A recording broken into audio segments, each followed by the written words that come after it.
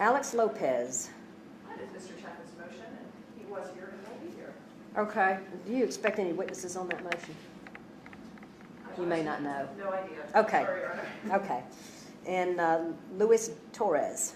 Mr. Chuck will be here on that as well. Okay. Gregory Davidson. The suppression motion is on April April 7th. 7th. Okay. And Charles Claybrooks. Mr. Claiborne is not transported to on April the 8th. Okay.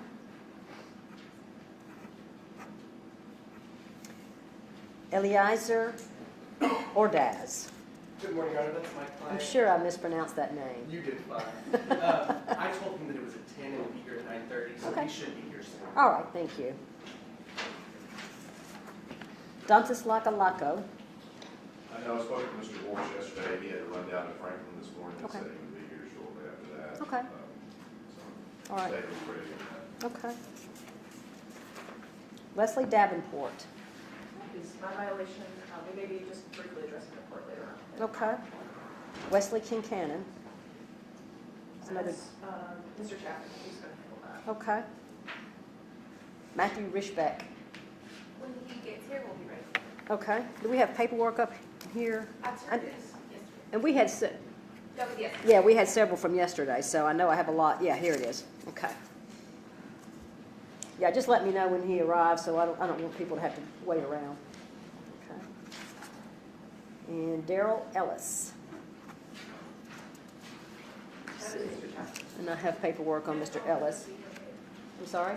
That's also to be ready. Okay. John Sabata is here, and I've got Mr. With Sabata. permission and with his permission, I'm going to stand in for Mr. Wall and Coleman and Case. Okay, good. Yes, and I've got his paperwork, and we'll take that up as soon as I get through the docket. Yes, Your Honor. And Derek Coakley, and I have Mr. Coakley's paperwork. So when that is ready, we can take that up. Okay. All right, so that's the docket. So why don't let's go ahead and get Mr. Sabata.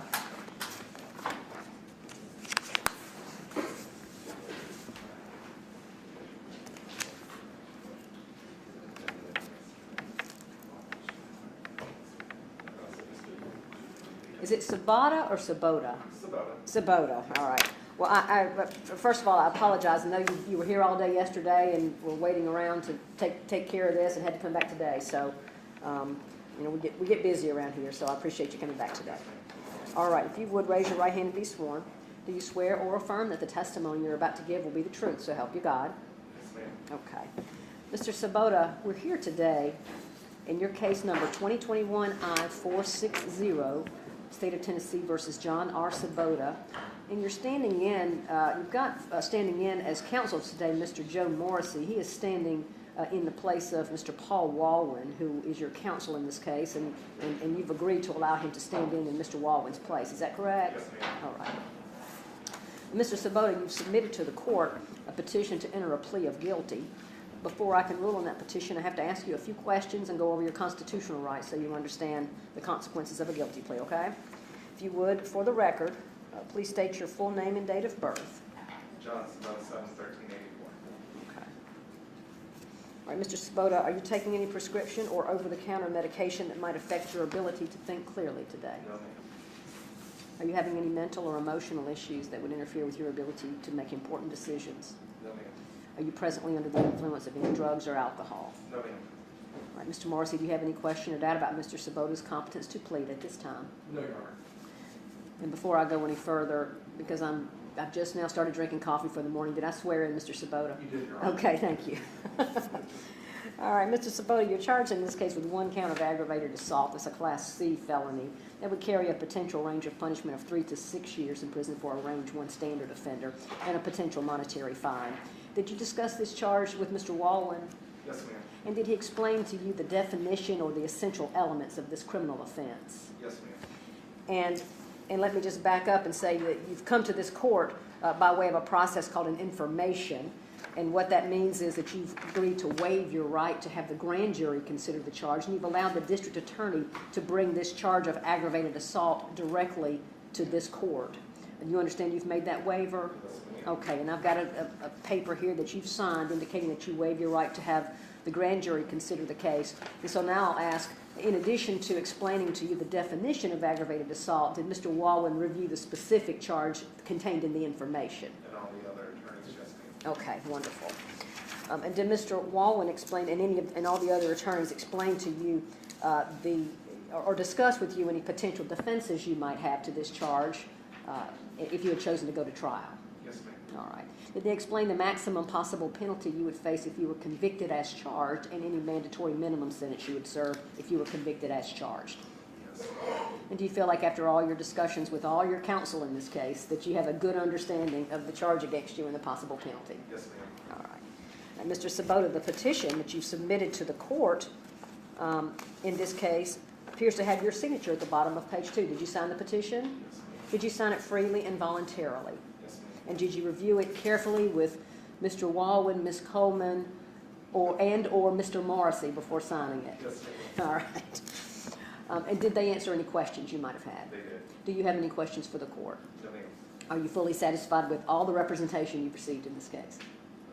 Yeah. All right, General, would you please summarize the terms of the plea agreement? Ma'am, in State v. John Sabota, case 2020-I-460, the state recommends the defendant plead guilty to count 1, aggravated assault. They sentence of 3 years, that's 30%, that is to be served on supervised probation. Part of that probation is to the 26-week battered intervention program and the DATS program. Mr. Sabota, are those the terms of the plea agreement as you understand it? Yes, ma'am. Just want to make sure, 26-week battle intervention program. During probation. Yeah, okay. All right. In term and condition under probation. All right, just making sure. So if you don't do it, then you file a violation and you go to jail. Yeah. I mean, yeah, that's what we got you. All right. Are those the terms of the plea agreement as you understand it? Yes, ma'am. Has anyone made any promises to you other than what's contained in this agreement to cause you to plead guilty? No, ma'am. Has anyone threatened you or tried to force you to plead guilty? No, ma'am.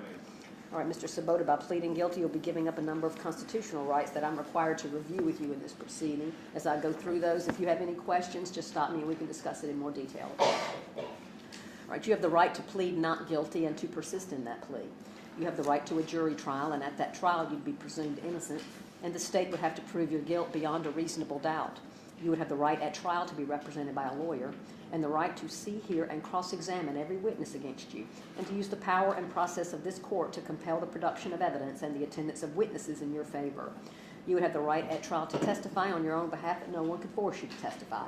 And if you chose not to testify or to present any evidence at all, no one could hold that against you in any way. Do you understand these rights? Yes, ma'am. If your guilty plea is accepted by the court, you will give up your right to a trial and all the constitutional rights I've just explained, and there would be no trial of any kind. Do you understand? Yes, ma'am. If you plead guilty, the court may ask you questions about the offense. Your answers are under oath. And if you answer untruthfully, your responses could later be used against you in a separate prosecution for perjury or aggravated perjury. Do you understand? Yes, ma'am. Mr. Sabota, the agreement that you have reached in this case is called a judicial diversion.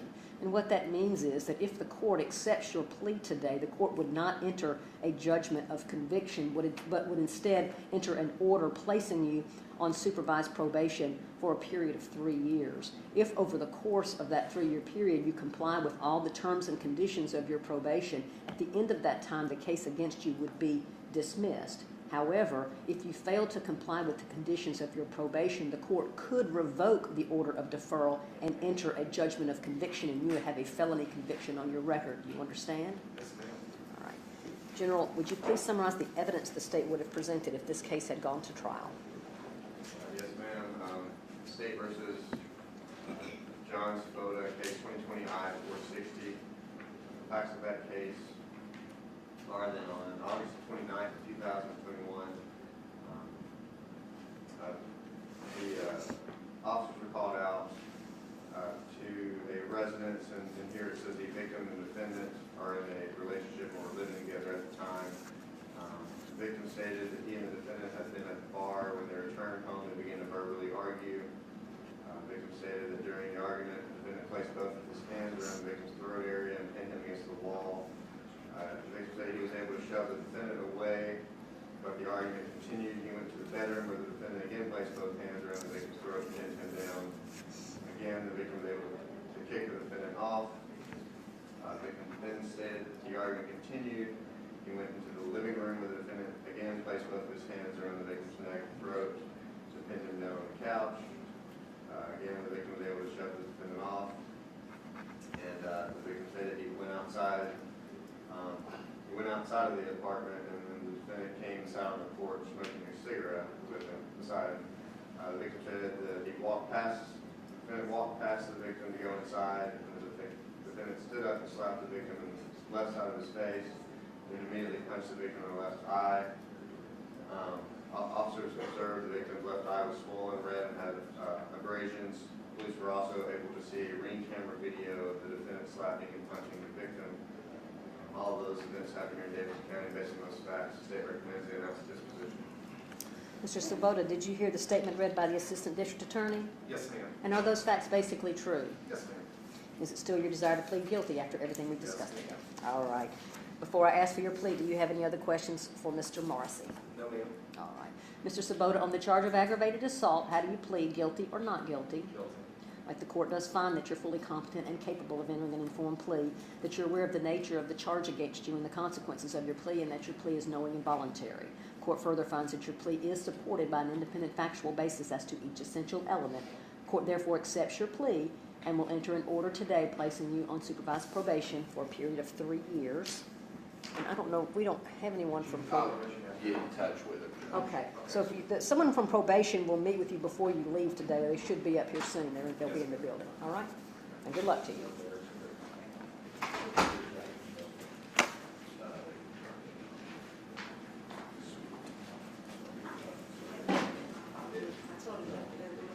I know.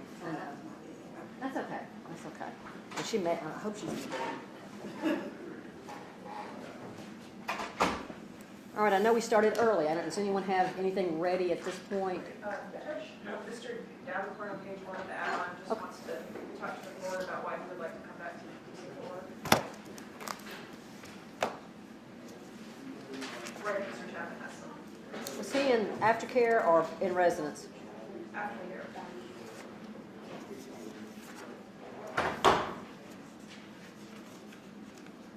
Leslie, how are you doing? Doing okay, how about you? I'm doing well. Tell me what's going on. I relapsed and I still need help. Remind me again, were you in third phase or aftercare? I just began after Just begun aftercare? Okay. How long had you been in aftercare? about 2 weeks, going on 3 weeks. 2 weeks. Okay. And what happened? I know you said you relapsed, but did something trigger that, or were you with people that you shouldn't have been with? I mean, what? Honestly, a combination of both. I had another death in my uncle that just passed away. Yeah. Which is not an excuse, but just really seeing the importance of that association. Yeah. Being around people and seeing them do things and just still being sensitive to that part of my life, thinking that that I could get away with something. Obviously, me being an addict, that's something that's never going to change. Yeah. And that's something I'm still will always struggle with, but like I was telling this Dragon Eddy, the fact that I turned myself in and I'm still willing to fight for my recovery is a big change in me from what I used to be in the past. Yeah. Instead of running from my problems, willing to face it today and continue on to do whatever I have to do to continue to be successful, especially to having a job and appreciate my job. It's just I know that you support for a lot of time and energy, and I didn't want that. I don't want to feel like that's being wasted. Where were you working when you were in aftercare? Kenco. You were at Kenco? Okay. Those first 3 weeks or so, 3-4 weeks, that early part of going into aftercare, I think, is one of the hardest transitions to make. That's why we make a lot of effort in having you all work on those relapse packets and really establishing a good, solid relationship with your sponsor. Did you have a sponsor? Yes, ma'am. Okay. Are you still in touch with him or her? Honestly, he was kind of upset with me because we had studied the Bible, the entire time, and we did 12 steps too. But but with me being in here, I contacted him. He said that I needed to take the time, as far as being incarcerated, to really think about, my commitment out Yeah. to myself, to my spirituality. Yeah. It's easy to be spiritual when you're incarcerated, and when you get out, you kind of, deviate from that. So that's part of the reason why, I feel like I wasn't as successful as I could. Yeah. Well, I think you hit the nail on the head, Leslie, when you said, aside from, working your recovery program, it's easy to stay clean when you're at DC-4. It's easy to be, and I'm not sure how easy it is to be clean in jail from what I've heard, but if you have been, I'm proud of you. I am. But from some of the things that I've heard. But it's real easy when you're at DC-4 and, when you're regimented and, you're drug tested and you know exactly what you're going to be doing. When you get out of aftercare, you got to put all those things, everything you learn, you got to put it all in place. So how long have you been in jail? Since, I believe, 12th February 12th? Okay. All right. I assume based upon our conversations that you were, well, we've got a community corrections violation and it's obviously noted. I assume you concede that you absconded, you left. Did you? No, let me ask you. Did you test positive and leave, or did you just leave? I tested positive at the halfway house of alcohol, and the next day they Yeah. asked me to leave. So You were put out of the house. Yes, ma'am. Okay. During that period from, I believe that was a Saturday. Yeah. To that next Thursday, because the previous Thursday we didn't have court. And Mr. Graham told me I had failed from alcohol. So once I failed from the halfway house, I had to leave the halfway house. So I was Yeah. staying in hotels and whatnot. That's right. Okay. And, I contacted Ms. Tennessean, and I thought I had orientation. I think it was, I believe, that Monday. So I came down there, and her and Mr. Graham was in there. Like, you don't have orientation, but we're glad you came. But we still wanted to talk to you, see what's going on. Yeah. Like, basically, we need to get into another halfway house, and we need to see exactly what happened to you. We have to see, with somebody or something that we can help you with. Okay. And we're supposed to have court that Thursday. I went from the court, and she let me know, just go ahead and turn yourself in. Yeah. So I went to work that Friday, and that afternoon, Okay. late night, I turned myself in. Okay. All right. Well, have you looked into another halfway house? Yes, ma'am. You have something lined up? Same one. The same. Oh, I thought you were put out. Yeah, They're going to take you as back. long as you go through whatever process they, set in stone by the court as far as, deeming that it's necessary to get back out. Okay. Back. Okay. Well, Leslie, I'm happy to have you come back into aftercare if you feel like you're going to be able to comply with all the rules and do everything you need to do and kind of, how do you feel about that? It's a hard program. I'll be honest, I was disappointed in myself, what I'm saying? Those couple of weeks, sitting in that cell, gave me an opportunity, I was like, should I flat my time? Am I really worth, going through this? Well, I guess that's what I need to know from you because it's a hard program and you're just at the beginning, you got at least another 9 months. It's a long time. Well, it's not the time, it's just the fact that, like you said, it's going to be a time of point where I'm not going to have this type of safety net. Yeah. Either I'm going to do it or I'm not. I'm willing to keep doing it. Okay. I'm willing to give up, especially on myself. Well, is that something that you're willing to do? Yes, Okay. All right. Well, we'll reinstate you, Leslie. I need to get Miss Kleinert up here to talk to him. Can you get in touch with Melody? Okay. Well, and let Melody know he's up here, and then we'll reinstate and release today. And I don't know when the next aftercare docket is. To be honest with you, I missed the docket yesterday because of the trial, so it may be I may see you next week. Yes, ma'am. All right. Well, good luck to you. We'll see you soon. Yeah, but that's that. All right. You too.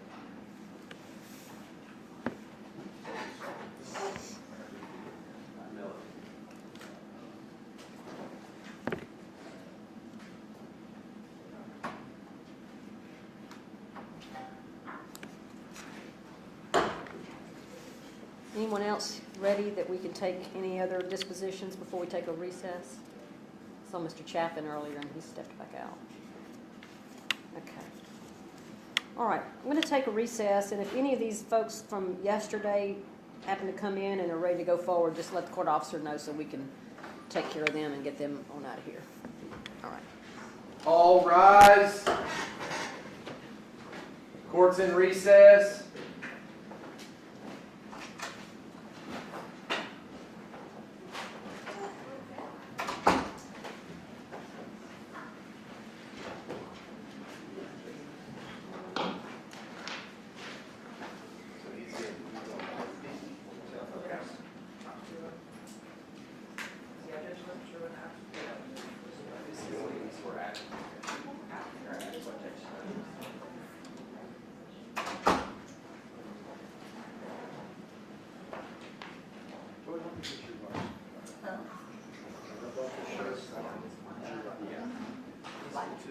Good Christian.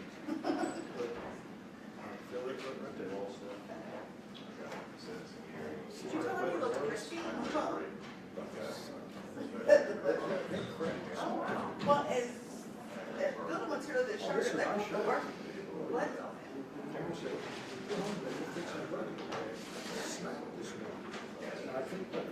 This one is on his way to Snapper.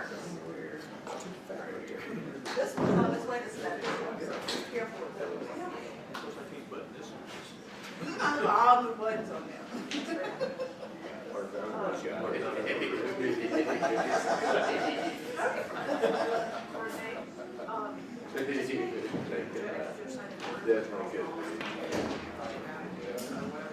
That's already sent. Okay, cool. I don't know, you want it? Okay. That was sent. In our machine, we send it directly. It's a button and we send it in. I don't know if I can hold that person either. Yeah, I don't have directions. But I know we send it. So. Look like Jason. I know. Depends on the work.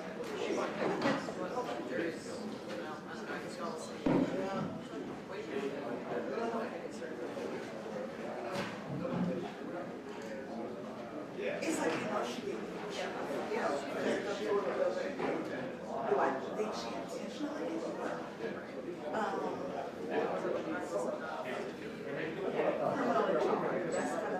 That's what it boils down to. If I'm going to jury, I would go. Yeah, and so it's just like, it was like my heart goes out to the family because, and for me, I'm a neurological patient, and so it's scary. I've had my surgery. I've been on that surgery. Key in one medicine, some of us men like checks. You know what I'm saying? Like, I don't know how to do like that. I feel like, and it's just like, yes, somebody. Yeah, should she read? Yeah, I don't know. But I think she's remorseful. I think absolutely. Yeah, it is. Do I think she's still a chance? But then it's like,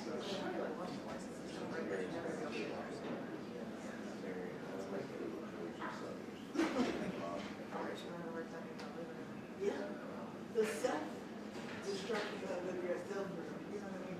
I mean, I'm sure that's Second guessing here for the rest of your life. yeah.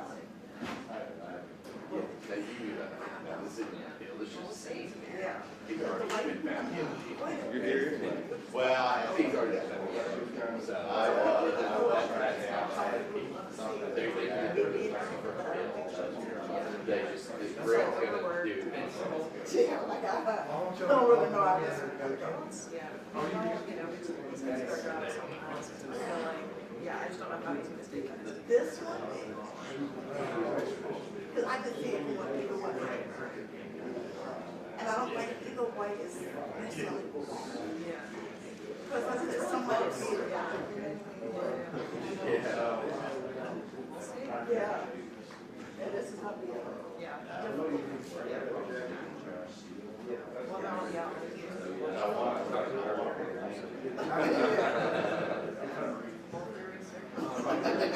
Have a good weekend. Awesome, all right. We hope not either. Yeah, well, thank you. Thank you for the well wishes. Some language, I just don't want.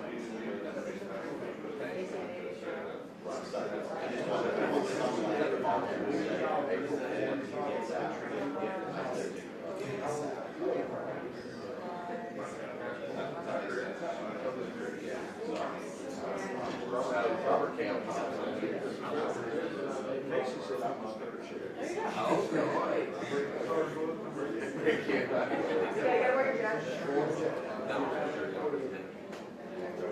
Yeah. Yeah.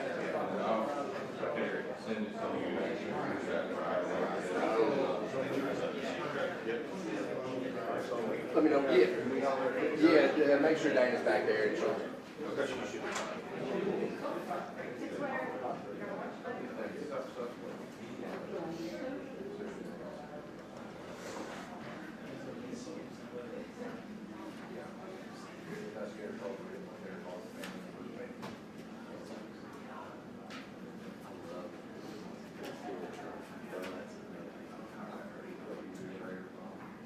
I read some of them, so much. There's also.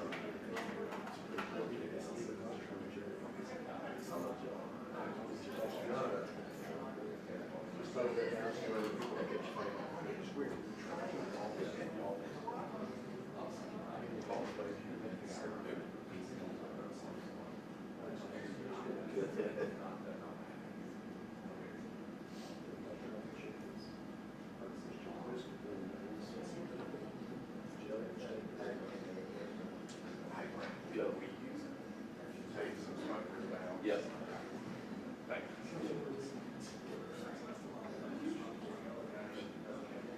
No, it isn't.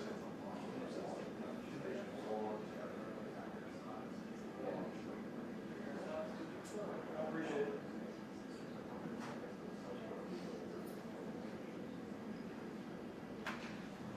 Yeah, that's what I was gonna say. You're right. Yeah, that's such a fabulous thing in the country. Joy, not next week, next week. We're having a Mary Berry Casey.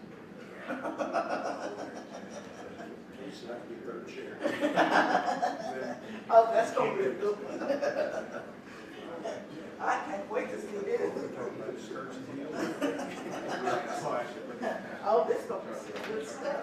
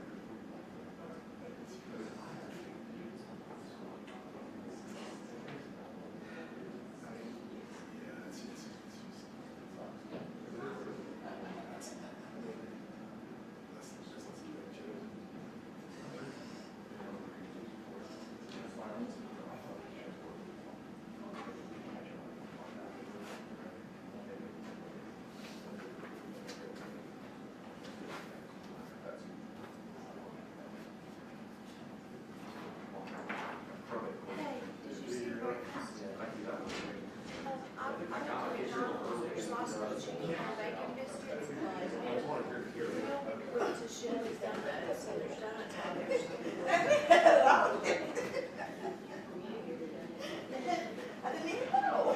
Yeah, so So that's why you didn't get candy today. so there's breakfast back there.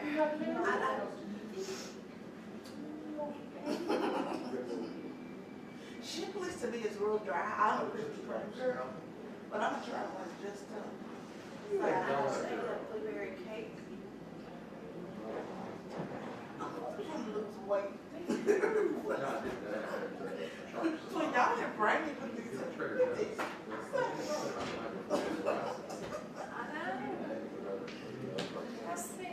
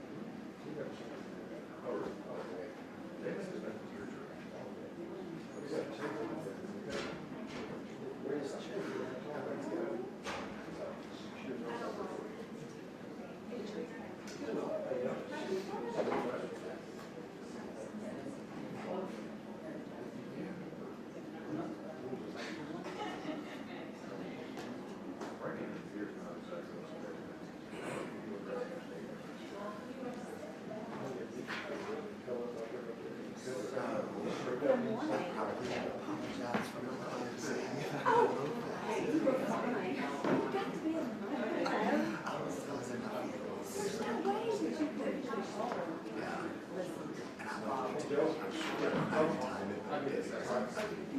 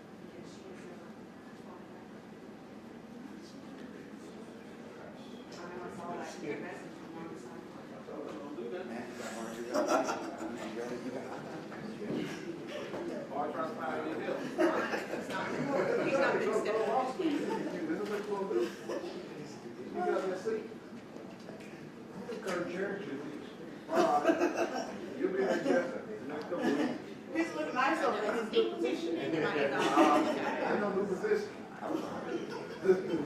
That's how this is thorough, yeah, COVID.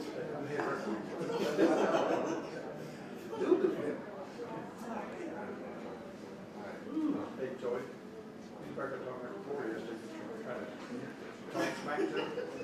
He said, "Well, what's your source?" I said, "What did you say?" It's an ex-court officer.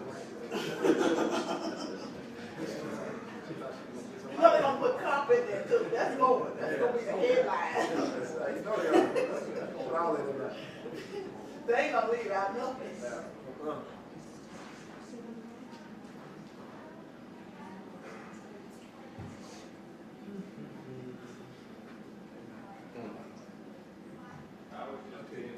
Okay.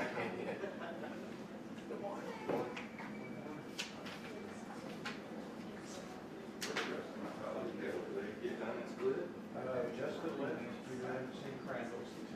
I knew I was gonna put it up. April first. All right, just,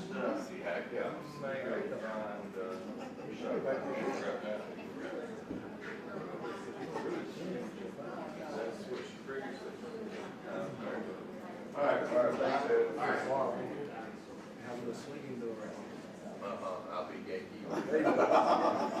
There you go. I'm gatekeeper. Actually gave it a test.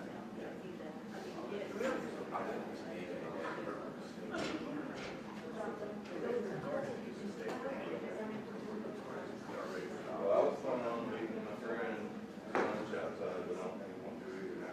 They just said somebody was out going out and I said, I can see the headline. Four, there. All on story. Yep. I said, I don't know if that's exactly right. I said, I think it would be fun.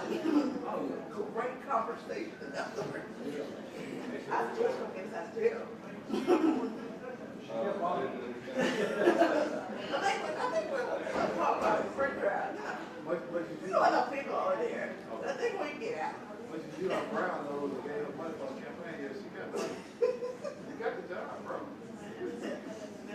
Now she might, you know, talk a little crazy to us on the way out. But then the last Yeah, I don't know, it's just let's go back to average here. Let's see that. Yeah. Now y'all got me questioning myself. Yes, sir. Hey, I was just gonna say, thank Toya, I thank all of y'all, and everybody else, but I have What I do? all my handling, and keeping up all of my crazy exhibits together.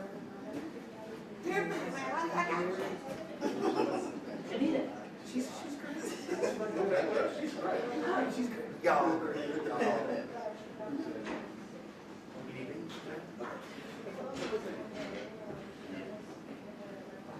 Word on the street. I'm just letting you know. It's right up there. Word on the street. Once they're done, that's normally where I will put them. Or give the judge for to make the copy in the day. And if you need the order signed, I get judge to sign it. Alex, how to meet your new BFFs? It's this crew right here. She's How are the you? DC4 officer. Okay. Holly Montgomery. This is Oh, Will. Nice to meet you. Toya, and Trouble. let's talk number one. Well, it's a toy. She's just out. Well, Will, Can't tell everybody. And I get that signed for you. This.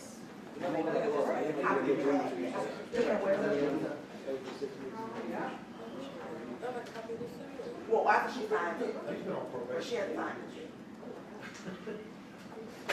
I'm not like judges. I'm texting AP, he's going, what? I'm like,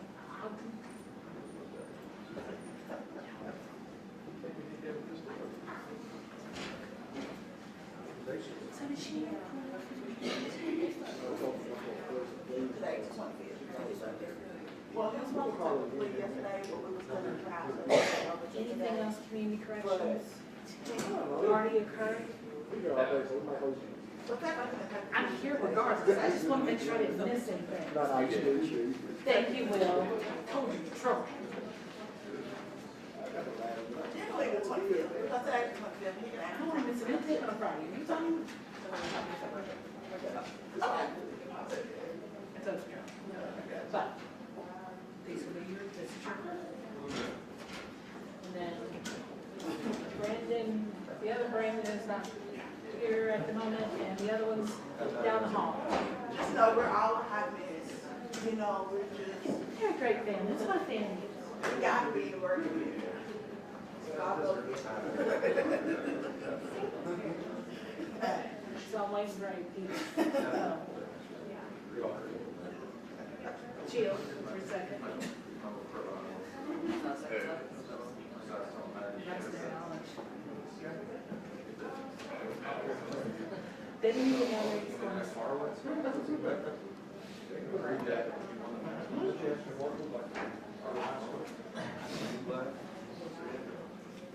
All right, so. Hey, I like that. That's today. The high split was hot. Yeah, that would be good. I was like, It's two pieces, right? it's just advertising the skirt, that's why I'm just on the Facebook. And how it looks good, that's right. And I just, it's split, and I have to, that's a jump. It's a black and red, but I was trying to save photos. So hopefully I'm watching the website Sunday. Because I did mine. And they have to do, at the moment, that website is good. Yeah. And that's the, that is, and I had done contract deal.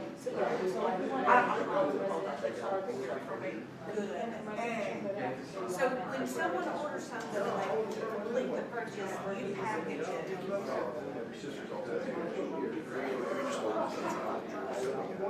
I told her to buy everybody. And I get my card back. Go happy. Yeah, so they, okay, so that's how it works. Like if I went in and I bought the skirt and I completed the purchase, and then you package it, that's how it's supposed to be.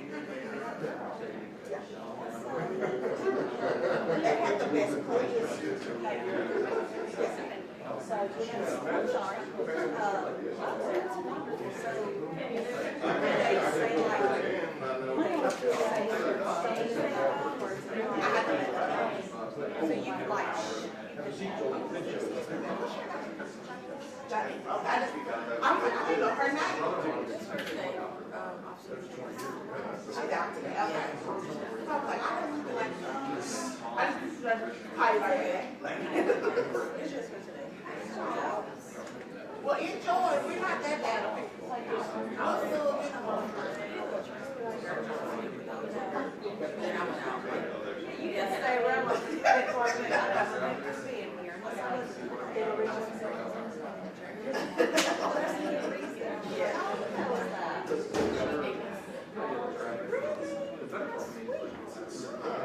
I like how been here. I wouldn't recognize. Well, I mean, I had to be here, I'm always here. Yeah. Are you ready to come back to work? Get a break?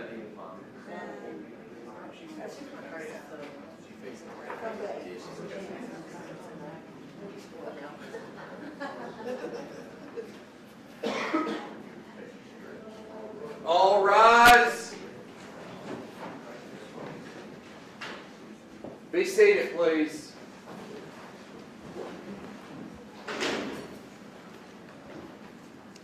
Oh, Mr. Morrissey, Good morning, Your Honor. good morning. This is, the first thing on your docket, my petition, Your Honor, for relief on Cuckoo Kurgo. Your Honor, this petition was filed after a final forfeiture was entered. A little while ago, we had some confusion on the date, so it's taken a while to get here. Essentially, Mr. Haluk Kurgo fled the jurisdiction of the United States a couple of days before his trial. In reviewing the court file, there are other filings from prior attorneys who provided documentation showing that he had left the United States a few days before his trial, allegedly to care for his mother, that he had gone to Kenya to do that. He is of Sudanese descent. He used an American passport to get into Egypt. From Egypt, it's believed that he went to Kenya based on interviews that our investigators did with his family. We asked him to go to the embassy or the consulate, I should say, in Kenya, and provide some documentation. He was going to enter into the NCIC. At this point, he is beyond the reach of the bonding companies and their ability to get to them. Which brings us here today. And Your Honor, I will first and foremost say, the case law in this is really against us in many, many ways. The leading case on point is a case called In re Greater Bonding, and I believe it went to the Supreme Court. And there are many cases by In re Bonding Company dealing with them. And the problem that happens is somewhere around page 12 of this opinion, Your Honor, where it deals with the court's discretionary authority to relieve securities from liability pursuant to 4011-204, which this petition is limited to extreme cases such as the death of the defendant or some other condition making it impossible for sureties to surrender the defendant. The good faith effort of a surety or the amount of their expenses are not excuses. Your Honor, we agree, and we're not trying to make excuses. The bonding company has made subsequent remedial measures as to how they deal with individuals without, and it becomes difficult. You're not trying to profile. You're not trying to say, you have a foreign name, we have to take your passport because you might flee on us. So the bonding company has made some adjustments on their procedures on how they handle these sorts of matters. Mr. Kurgo's a U.S. citizen. He has a U.S. passport. I don't know if he's a U.S. citizen. When you look at his passport, I can provide the court and the state, I think it's already seen it, but his passport says Sudan on it. He was born in Sudan, but it sounds like if he's got a U.S. passport, he's a U.S. citizen. It does, Your Honor, and that creates the issue of, it says nationality United States, child place of birth is Sudan. Okay. So he's come through the So he's a immigration foreign-born U.S. citizen. process. Yes, Your Honor. So Yeah. he's been naturalized. Yeah. So it becomes the problem of we can't really, as a bonding company, without, I guess, the appearance of being, I don't think there's a nice way to say this, Your Honor, without the appearance of saying, hey, you have a foreign name, we need your passport, you're not going anywhere. But John Smith, that's a good American, relatively white name, we're not going to take your passport. So the bonding company is trying to do, in cases where there is a possibility that the person could have ties to places where we can't get to, asking for passports on the front end.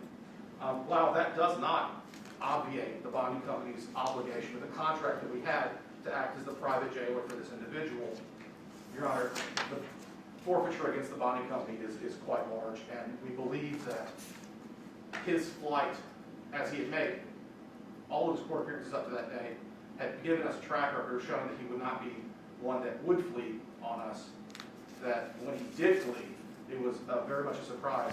And the bonding company did immediately go about trying to secure his presence, but he had left the country.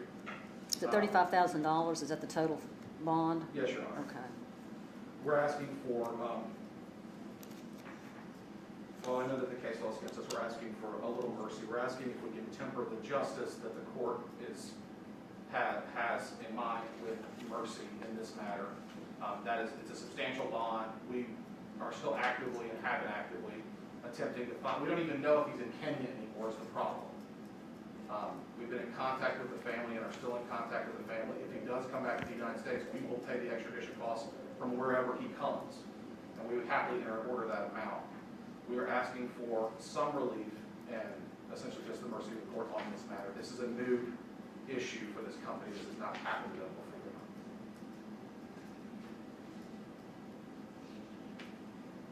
It's General Hunter's, I mean, No, I'm state holder, so I'm asking you and General Hunter. okay. I don't know that the state really has a dog in this hunt, but. We don't, Your Honor, just briefly, I think there's, 150 years of case law that states that the bond can only be relieved in extreme circumstances. The death of the defendant and act by the state. That's not what is at issue here, and while the state is sympathetic, the case law is clear as to what needs to be done. Well, I mean, the case law suggests extreme cases. The statute, on the other hand, says the trial court has broad discretion. So that seems a little inconsistent, doesn't it? Yes, Your Honor. But if everything was consistent in law, Judge, we would have a job. It is a little job security, that's true. To a certain point, and the court is granted the broad discretionary authority to do things. But as an officer of the court, I'm obligated to bring contrary case law before the court, and that's why I went to interact with Rader.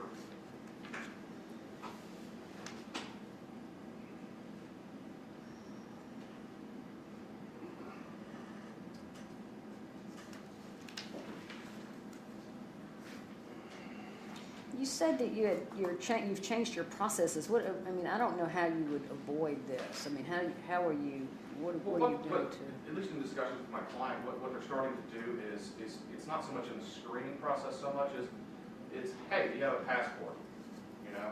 Because your bond is substantial, we'd like to hold on to your passport because we've had this issue come up. And that's the kind of remedial measures they're going through. Yeah. And it is more of a case-by-case thing, but it's also very difficult to say, hey, Mr. Perez, I need your passport. When Mr. Smith has the same bond, I don't. So they're going through it as a case-by-case and trying not to be. So you don't have a standard request in your contract where you ask everyone, do you have a passport? No, Your Honor, we don't. We need to. You That's do. something that for most and the problem is that most bonding companies are relying on a standard boilerplate contract that was drafted years ago. And some companies that I represent have added addendums to that contract dealing with GPS and the kind of changes in the law. This bonding company, I think that's on their mind of something they want to add because it's become one of those things. In other jurisdictions, as a bond condition, you will see you have to surrender your passport, but not so. It's not so prevalent in Dixon County.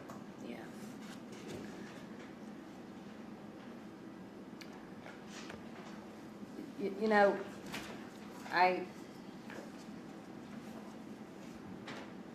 I do recognize the difficult situation that is it AA bonding About Time is in. You're correct that the case law is against you, and it's been clear for a long time that only in extreme cases should the discretion to relieve a forfeiture be exercised. And I guess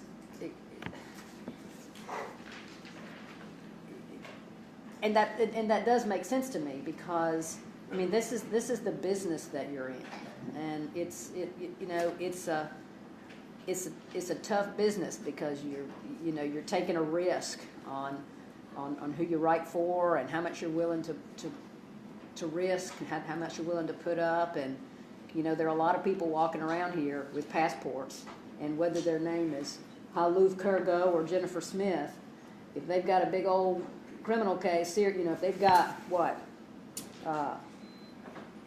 15, 16 counts of aggravated rape, which this individual had, and I assume has, pending, that's quite an incentive to flee.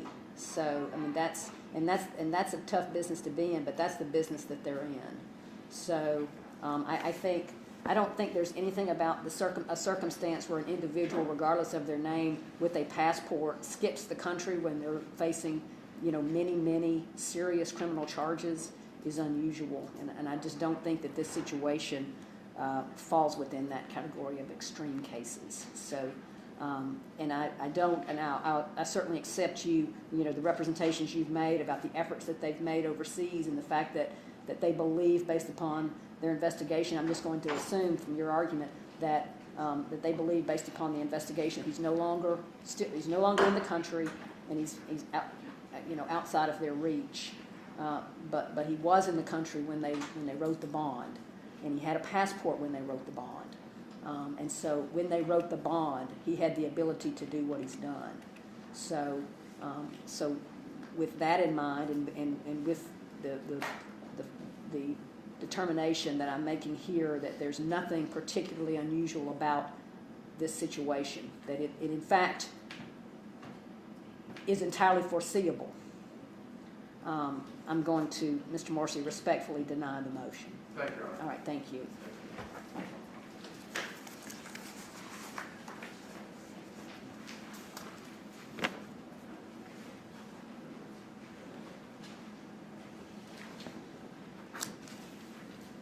I have two pleas. I don't know what the board's planning. Are they here? I'll take them They now. are, Your Honor. Okay. Derek Coakley and Daryl. Wherever you want.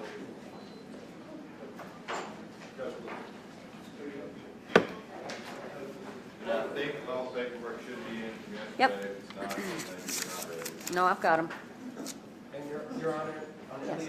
Eliezer, Yes. we're ready as well. We have an interpreter here, so. Oh, yes, do we have paperwork? No rush for the interpreter, I'm just so you know that we are here, but I'm waiting for the case for him as well. So, Oh. either way. Okay, I don't see any paperwork on, This is a sentencing hearing, I believe. oh, a sentencing hearing, I'm sorry, I thought it was a plea. Okay, Ordaz is a sentencing hearing. All right, well, we can take that up, let me take up this pleas, and then we'll move right into, and Ms. Frazier, you're here on Ordaz, and what else?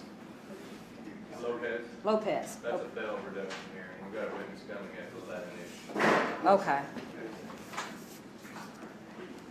All right, listen.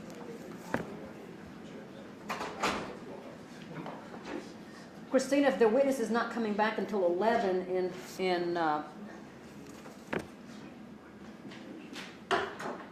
let me do, are you Mr. Coakley? Yes, ma'am. All right, let me take Mr. Coakley, and then we'll do Mr. Oh, do we have everyone here in Ordaz? Yes, Your Honor. All right, well, we can roll right into that if we have everyone here for that. General Thomas, are you ready to do that? Yes, ma'am. All right, let me take up Mr. Coakley, and then we'll do that. Well, it actually might work out well, timing-wise. Okay. All right. Mr. Coakley, would you raise your right hand and be sworn? Do you swear or affirm that the testimony you're about to give will be the truth, so help you God? All right. All right, Mr. Coakley, we're here today in your case number 2022 I-73, State of Tennessee versus Derek Coakley. And you're here with your counsel, Mr. Jason Chaffin, and you've submitted to the court a petition to enter a plea of guilty. Before I can rule on that petition, though, I have to ask you a few questions and go over your constitutional rights, okay? And before I start on your petition, you've come to this court by way of a process called an information, and what that means is that you've come directly up from General Sessions Court, and you've agreed to waive your right to have a grand jury review the charges. You've allowed the district attorney to bring these charges directly to criminal court. Do you understand you've waived your constitutional right to a grand jury review? Yes, ma'am. All right. All right, Mr. Coakley, let me ask, are you taking any prescription? Actually, let me ask first, if you would, for the record, please state your full name and date of birth. Darren Coakley, 5289. All right, Mr. Coakley, are you taking any prescription or over-the-counter medication that might affect your ability to think clearly today? No, ma'am. Are you having any mental or emotional issues that would interfere with your ability to make important decisions? No, ma'am. Are you presently under the influence of any drugs or alcohol? No, ma'am. All right, Mr. Chaffin, do you have any question or doubt about Mr. Coakley's competence to plead at this time? No, Your Honor. All right, Mr. Coakley, you're charged in this case with one count of violating the requirements of the sex offender registry. That's a Class E felony that would carry a potential range of punishment of 1 to 6 years and a potential monetary fine. Have you discussed this charge with Mr. Chaffin? Yes, ma'am. And did he explain to you the essential elements or the definition of this particular criminal offense? Yes, ma'am. And did he review with you the specific charge against you set out in the information in this case? Yes, ma'am. Did he discuss with you any potential defenses you might have if you had chosen to challenge this particular charge? Yes, ma'am. Did he explain the maximum possible penalty you would face if you were convicted as charged and any mandatory minimum sentence you would have to serve if you were convicted as charged? Yes, ma'am. You feel like after all your discussions with Mr. Chaffin that you have a good understanding of the charge against you and the possible penalties? Yes, ma'am. All right, Mr. Coakley, the petition that you've submitted to the court appears to have your signature at the bottom of page 2. Did you sign this document? Yes, ma'am. Did you sign it freely and voluntarily? Yes, ma'am. Did you review it carefully with Mr. Chaffin before signing it? Yes, ma'am. And did he answer all your questions? Yes, ma'am. Do you have any questions for the court? Are you fully satisfied with Mr. Chaffin's representation? Yes, ma'am. All right, General, would you please summarize the terms of the plea agreement? Yes, Your Honor. By information agreement, the defendant is to plead guilty to sex offender registry violation and receive a sentence of 1 year, suspend all but 90 days to serve, the remainder to be on unsupervised probation, and this pursuant to X. All right, Mr. Coakley, are those the terms of the plea agreement as you understand it? Yes, ma'am. Has anyone made any promises to you other than those in this agreement to cause you to plead guilty? No, ma'am. Has anyone threatened you or tried to force you to plead guilty? No, ma'am. All right, Mr. Coakley, by pleading guilty, you'll be giving up a number of constitutional rights that I have to review with you. As I go through those, if you have any questions, just stop me and we can discuss it, okay? Yes, ma'am. All right, Mr. Coakley, you have the right to plead not guilty and to persist in that plea. You have the right to a jury trial, and at that trial, you'd be presumed innocent, and the state would have to prove your guilt beyond a reasonable doubt. You would have the right at trial to be represented by a lawyer, and the right to see, hear, and cross-examine every witness against you, and to use the power and process of this court to compel the production of evidence and the attendance of witnesses in your favor. You would have the right at trial to testify on your own behalf, but no one could force you to testify. And if you chose not to testify or to present any evidence at all, no one could hold that against you in any way. Do you understand all these rights? Yes, ma'am. If your guilty plea is accepted by the court, you will give up your right to a trial and all the constitutional rights I've just explained, and there would be no trial of any kind. Do you understand? Yes, ma'am. If you plead guilty, the court may ask you questions about the offense. Your answers are under oath, and if you answer untruthfully, your responses could later be used against you in a separate prosecution for perjury or aggravated perjury. Do you understand? Yes, ma'am. All right, General, would you please summarize the evidence the state would have presented if this case had gone to trial? Yes, Your Honor. Mr. Coakley is a registered sex offender in Davidson County, Tennessee. He was incarcerated in Davidson County Jail on April 4th, 2017, and released on September 5th of 2017. Under TCA 4039-203, offenders are required to report in person within 48 hours of being released from incarceration. Mr. Coakley failed to report upon release after reincarceration, which is a violation of 4839-208A7, and that occurred in Davidson County. Okay, Mr. Coakley, did you hear the statement read by the Assistant District Attorney? Yes, ma'am. And are those facts basically true? Yes, ma'am. Is it still your desire to plead guilty after all we've discussed today? Yes, ma'am. Before I ask for your plea, do you have any questions for Mr. Chaffin? No, ma'am. All right, Mr. Coakley, on the charge of violating the requirements of the sex offender registry, how do you plead, guilty or not guilty? Guilty. All right, the court does find that you're fully competent and capable of entering an informed plea, that you're aware of the nature of the charge against you and the consequences of your plea, and that your plea is knowing and voluntary.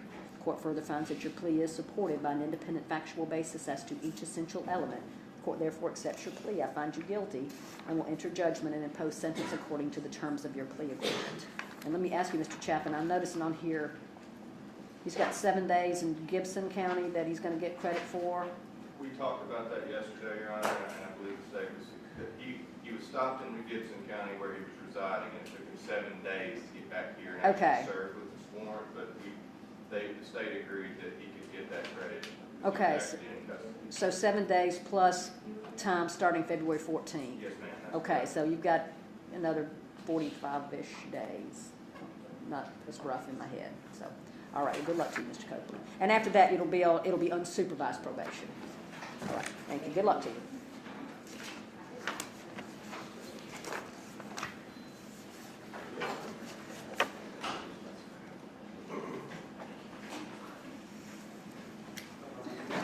All right. You ready on Ordaz? And I don't. Who's got Ordaz for the state? Because I don't have a. Maybe I don't need one. I never received a pre-sentence report in Ordaz. Does anyone else? State's got a copy, Mr. I don't think I got that in the copy. Is there a copy in the file? Dana didn't have one.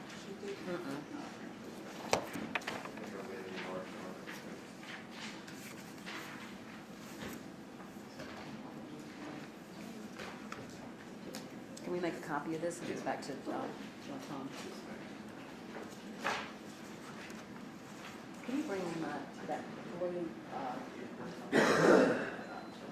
criminal justice book, handbook? I think it's on my desk.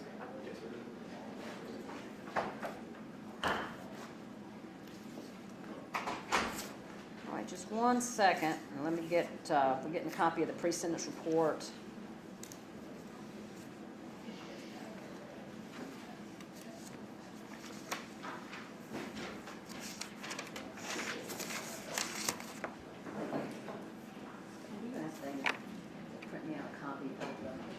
Sentencing order, the findings order.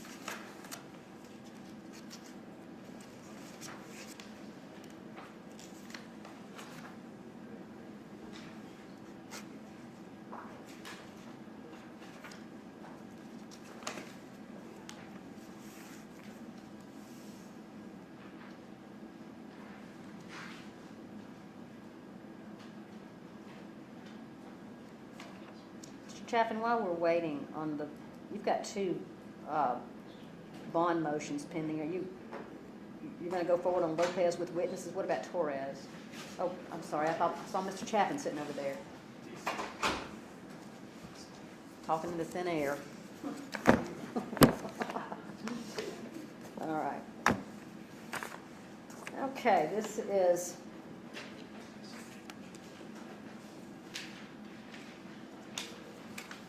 Case number 2021B 810, State of Tennessee versus Eliezer Ordaz.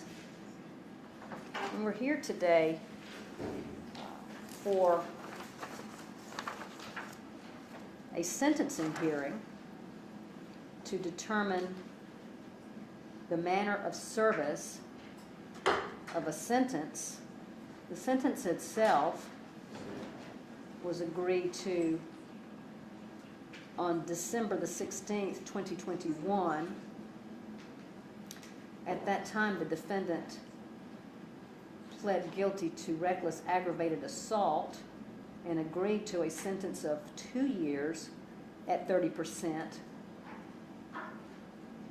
with a sentencing hearing to determine manner of service of sentence.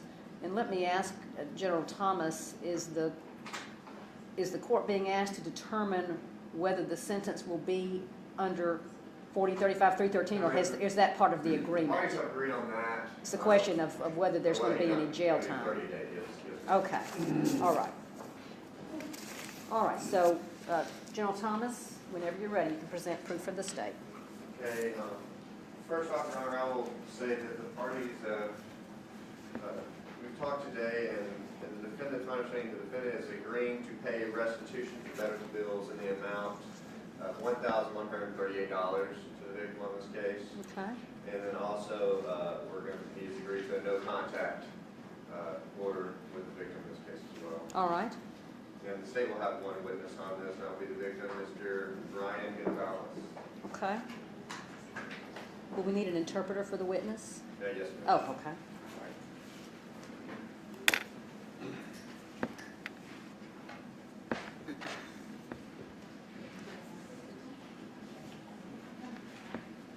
All right, let me first swear the interpreter. Do you swear to give a true interpretation of the questions asked and the answers given in this proceeding, so help you God? I do. And the witness's name is? Brian Luis Gonzalez. All right, Mr. Gonzalez, do you swear or affirm that the testimony you're about to give will be the truth, so help you God? Yes. All right, step right up here.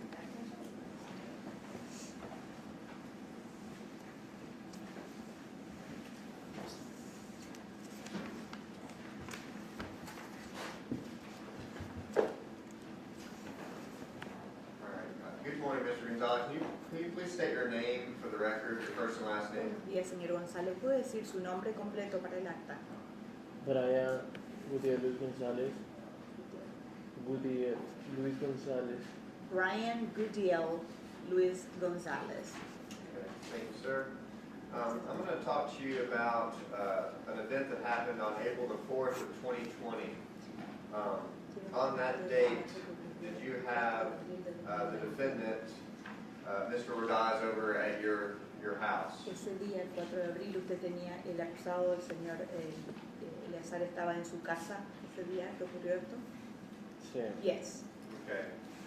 Can you tell the judge just kind of why the defendant was over at your house? What plans had you made? ¿Puede explicarle a la juez por qué el acusado estaba en su casa ese día, en la casa suya? ¿Qué era lo que... Fue a través de otra persona que yo conocía. It was through another person that I knew. Ese día, con la persona que yo ya la conocía, él me llamó que si podía venir a mi casa y le dije que sí. That day, my acquaintance, the person that I already knew, called me and asked me if I could come to the house, and I said yes. The interpreter needs to clarify, ask something to the witness. Él le preguntó si podía venir a tu casa. Ah, no, él nunca me dijo que No, iba a no, llegar. no. Él acabas de decir que tu conocido te preguntó si podía venir a la casa de quién. Mía. Okay. The interpreter will explain. In Spanish, the pronoun sometimes can mean his or the other person, so I needed to clarify that. My acquaintance, back on the record, my acquaintance asked me if he could come to my house that day, and I said yes. Okay, I don't know. Mm-hmm. Okay, and did your acquaintance know the defendant? ¿Y tu amigo, tu otro conocido, conocía al acusado? Él sí, pero nunca me dijo que... Yo pensé esa vez que iba a llegar solo. Cuando él llegó, llevaba algo más. Yo no sabía. He did know him, but I did not know him, and I thought that he was going to come by himself. But when he arrived there, he came with the other person, but I didn't know that.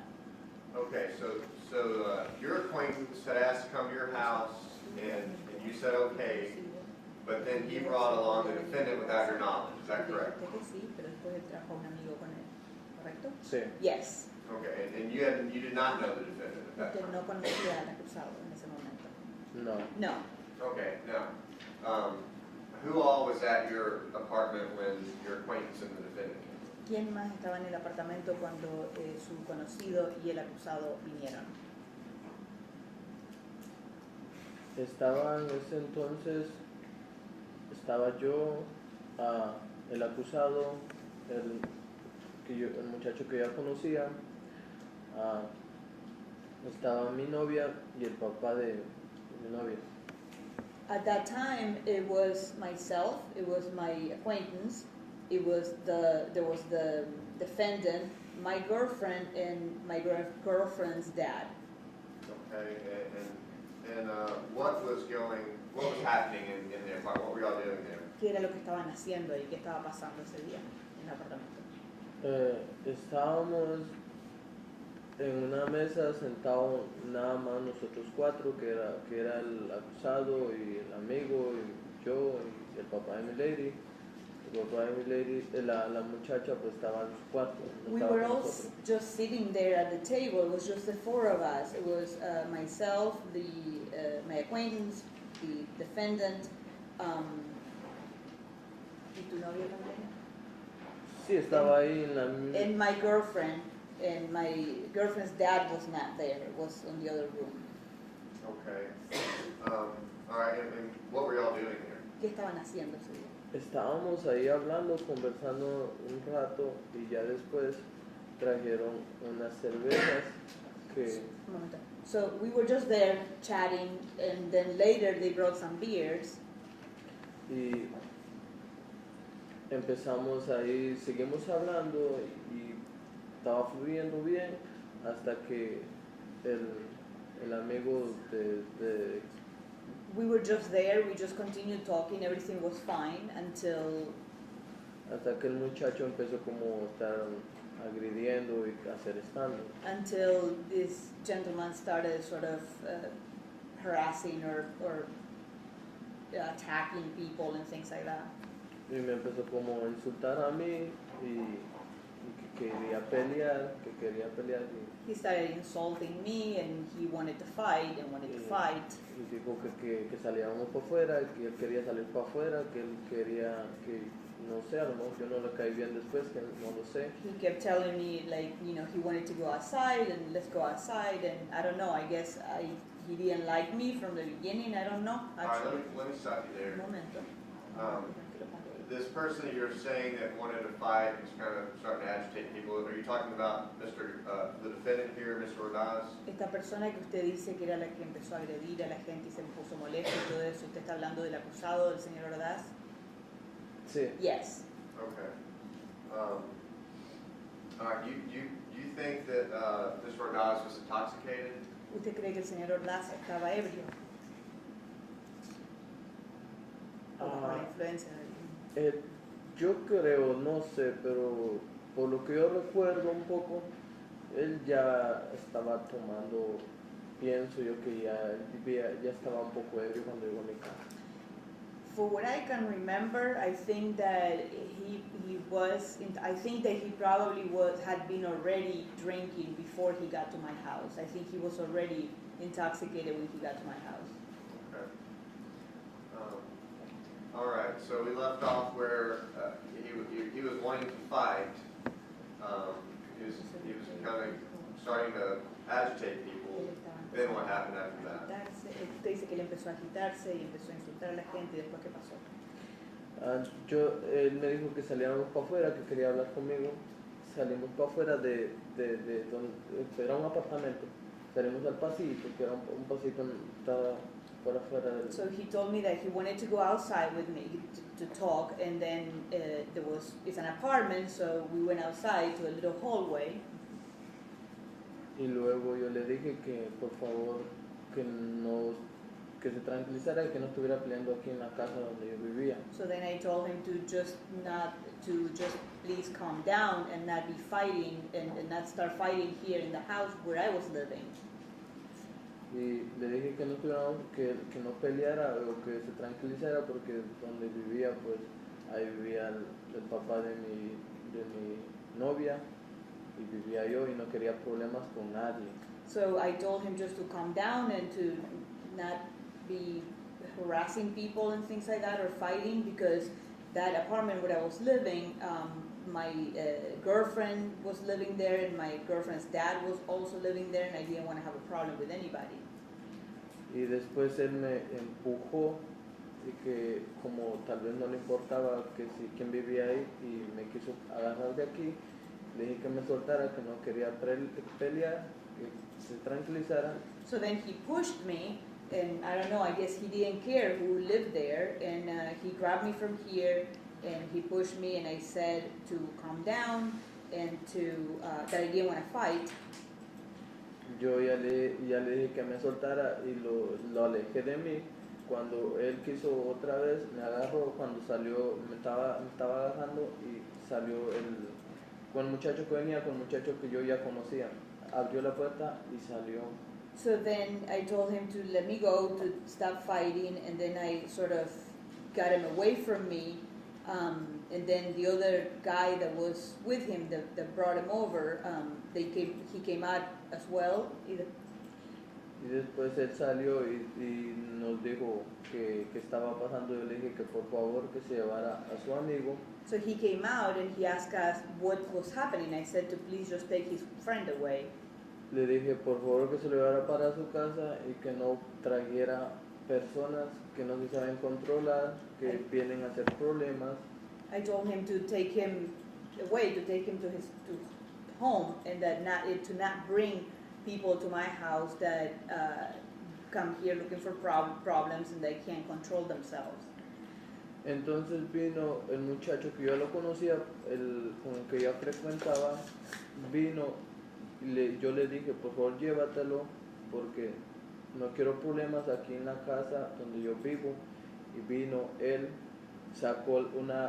él quiso sacar una arma, y cuando él sacó una arma. So my acquaintance came out, and I asked him again to take him, that I didn't want to have any problems, and then he took a weapon out.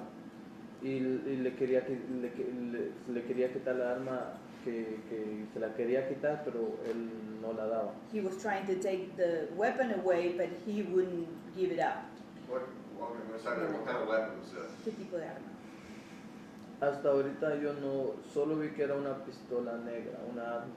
I don't know right now. I only saw that it was a black pistol. Okay. Porque Let me start there. Did you say your friend was trying to take that pistol away from Dice, su amigo Ordaz? estaba tratando de quitarle esa pistola al señor Ordaz. sí, Yes. Okay, and then what happened? ¿Y después qué pasó? pues él me dijo, vete para tu cuarto y enciérrate, yo me lo voy a llevar, pero He told me, go to your room and lock yourself up, and I'm going to take him away. yo solo estaba viendo que él quería quitar el arma y entonces me dijo, vete por favor antes que pase algo. Entonces yo, But I was just watching him trying to take the weapon away, and they were just struggling there. So he kept telling me, go before, so you don't get hurt. y hay unos como escalones, y iba yo subiendo cuando There are some steps there, and I was going up the steps when cuando yo sentí pues dispararon y me atravesó la bala que I heard the weapon go off, and the bullet hit me. cuando yo sentí el impacto me caí porque caí embrocado y When I felt the impact, I fell down, y yo volteé a ver para atrás y ellos se asustaron. and then I turned around back to look at them, and they got scared. Y cuando se me quedaron viendo que yo estaba tirado en los escalones, When they saw me that I was laying there on the steps, ellos se huyeron. they just fled. Okay. And what did you do after that? ¿Qué hice después de eso? No podía pararme, no sentía como mis pies, y lo que hice fue arrastrarme como la puerta estaba muy cerca. I couldn't stand up. I couldn't feel my feet. So what I did is drag myself to the door that was nearby. Me arrastré con mis manos y abrí la puerta, toqué la puerta y me abrieron y preguntaron qué había pasado. I dragged myself with my hands, and I knocked on the door, and I opened the door, and they opened the door, and they asked me what had happened. Y yo les dije que solo me llevaran a un hospital. And I just told them to take me to a hospital. Okay, and did you go to the hospital? ¿Y te fue al hospital? Sí, llegó, llamaron a la, le dije a mi novia que llamara a mi papá y que llamara a la ambulancia y que me llevara. Yes, they call. I told my girlfriend to call my dad, and they called the ambulance, and they took me. Okay, and what kind of injuries did you have as a result of the gunshot? ¿Qué tipo de lesiones tuvo como resultado de ese disparo?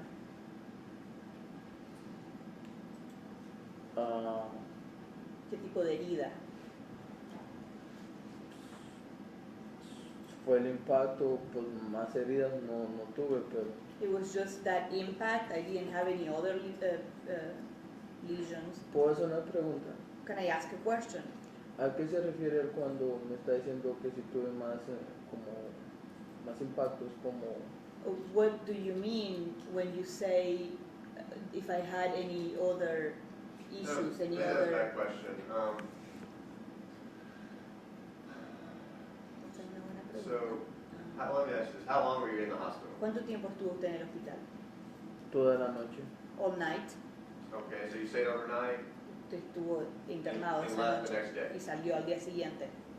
Sí. Yes. Okay, did you have any surgeries? ¿Tuvo alguna operación? ¿Lo operaron? No. No. Okay, do you know if do you know if the bullet ever came out? ¿Usted sabe si la bala se la sacaron o salió en algún momento? Ese día llegó la enfermera y me dijo que me podía ir para mi casa. That day the nurse came and she told me that I could go home. Me dio esos papeles que traje She gave me those papers that I brought. y... no, perdón. Esos solo me dio un papel que ya me podría ir, pero esos papeles después me llegaron. No, actually, I'm sorry. She just gave me a paper saying that I could leave, but those papers came afterwards. Y que ya me podía ir y que aguardara un poco de reposo y que dijo que iba a estar bien. She told me that I could leave and just to rest for a bit and that I would be fine. Okay. Well, were you going to say something else? ¿Qué ibas a decir algo más? Y pues de esa vez ya no me dijeron que volviera al hospital. And from there, that time, they didn't tell me to go back to the hospital or anything. Okay. Can you talk about the pain you experienced when you were shot? ¿Puede decirnos del dolor que tuvo cuando lo dispararon? Cuando el impacto, cuando sentí el impacto, When I felt the impact, Yes. sí. es un dolor que no se lo deseo a nadie, no un dolor, no sé cómo describirlo, es un dolor feo. It's a pain that I don't wish upon anybody. It's a pain, I don't know how to describe it. It's a bad pain, an ugly pain. Okay. And to this day, do you have pain from that injuries today? Todavía hoy día sigue teniendo dolor de esa herida. Vuelvo a lo que él me dijo que se sentía un dolor, pues obviamente cuando sentí el dolor ya no sentía mis piernas, no me pude parar, se imagina el dolor. Back to what you asked me, about the pain and stuff. I mean, when I felt the impact, I couldn't feel my legs. I couldn't get up. I couldn't feel my legs due to the pain. Y en ese momento pensé que a lo mejor ya no iba a caminar. At that moment, I thought that maybe I wouldn't walk anymore. Y pues el dolor, como cuando me empecé a recuperar, salí del hospital, era un dolor bien, dolor feo. When the pain, I mean, when I started recovering, when I got out of the hospital, it was a very bad, strong pain. Poco pasando las semanas, como al mes yo ya fui a trabajar. And then some weeks went by, and maybe about a month later, I went back to work.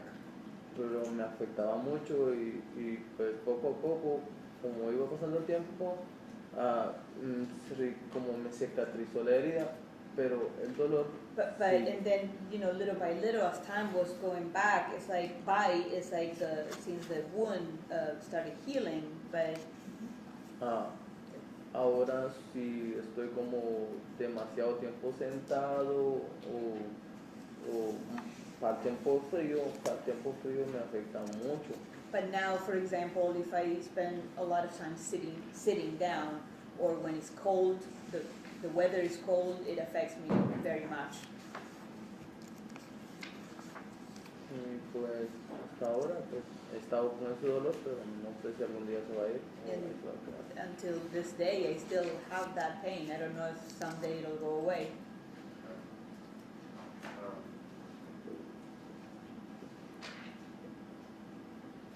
All right, let's see here. I believe those are all my questions, and if Attorney might have a few for you, okay?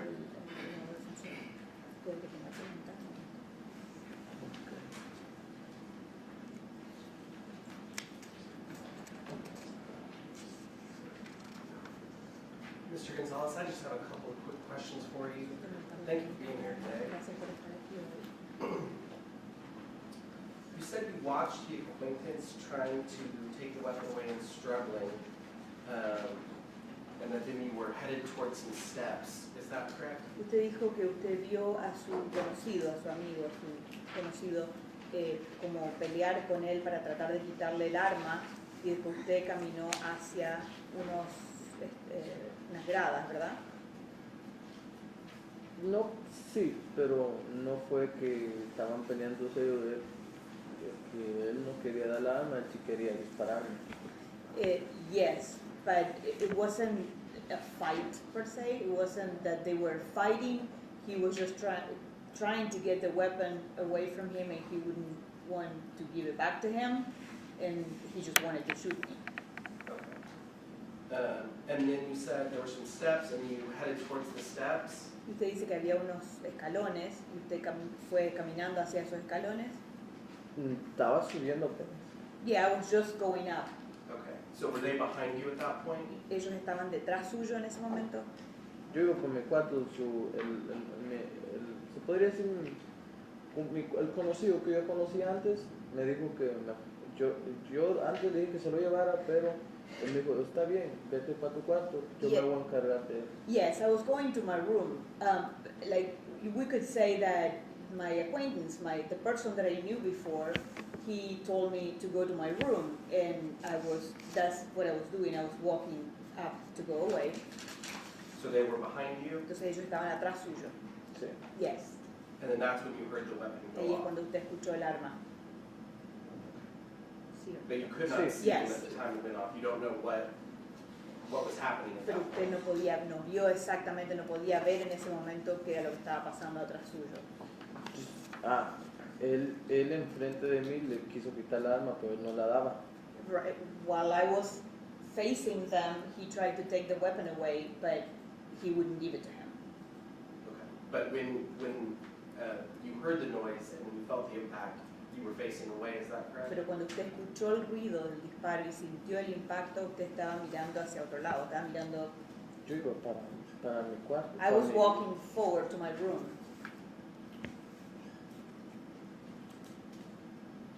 And you said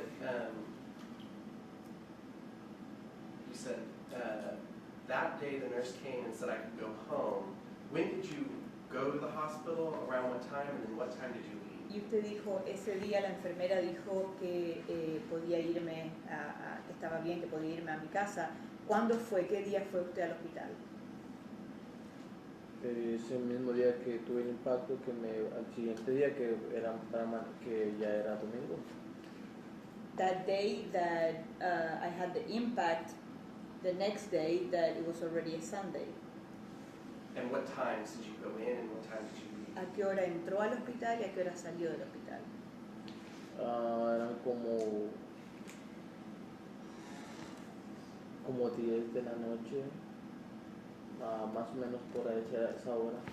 It was about 10 p.m. approximately that time. When you went into the hospital? Cuando usted entró al hospital? Sí. Yes. And what time did you leave? ¿Y a qué hora se fue? Salió. Fue por la mañana, It was in the morning. como tal vez 6 de la mañana. Like maybe 6 a.m. No vi la hora, pero yo sé que fue por la mañana porque mi teléfono no lo tenía.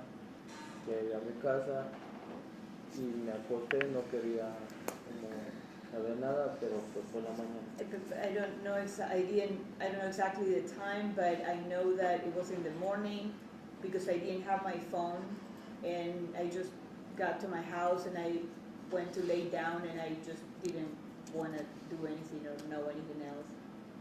And do you recall what kind of treatment or diagnosis they gave you? ¿Usted se acuerda qué tipo de tratamiento o diagnóstico ellos le dieron en el hospital?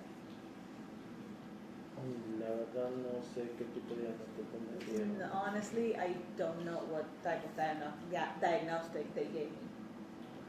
Do you, you said at an earlier point in your testimony that you didn't really remember some of the things.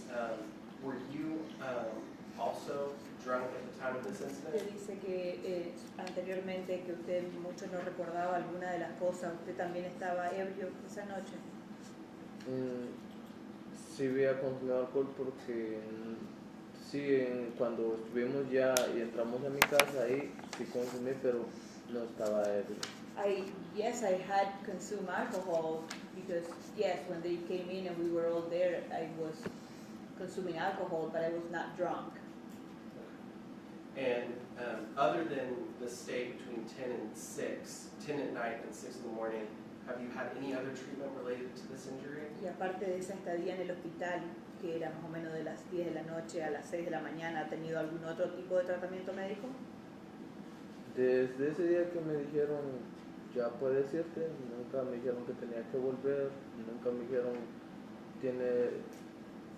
From that day that I was there and they told me that I could leave, they never told me if I had to come back or if I had to do anything else. Solo sí me dijeron que si como que se quedé como traumado o podía como y como agarrar como They just told me that if I had been traumatized in some way that I could get pero como si yo quería tomar como un tratamiento, se me quedé como traumado. Like if I wanted to do some treatment or something, if I was left with trauma from this. Pero eso fue una enfermera que a mí me dijo, pero yo nunca fui, nunca llamé. That was what the nurse told me, but I never went or I never called or anything. So you haven't gotten any other treatment since that Entonces initial no hospital tuvo stay? ningún otro tratamiento desde esa visita al hospital. No. Thank you. That's all the questions I have for you. Gracias. Esa es la única pregunta que tengo. Anything else from the state? Well, did I introduce that pre-sentence report? I don't think you did, but I'll accept that as Exhibit 1. All right, I'll introduce that. Okay. And I guess that'd be my only exhibit. And you finished with Mr. Gonzalez? All right, thank you. You can step down.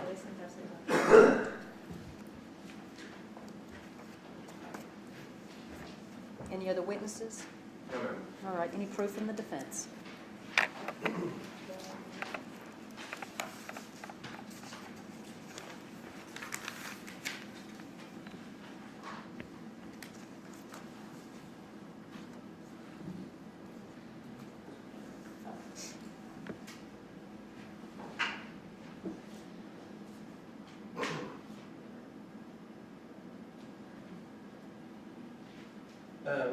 Your Honor, the only other proof would be my statement regarding what client would like you to know.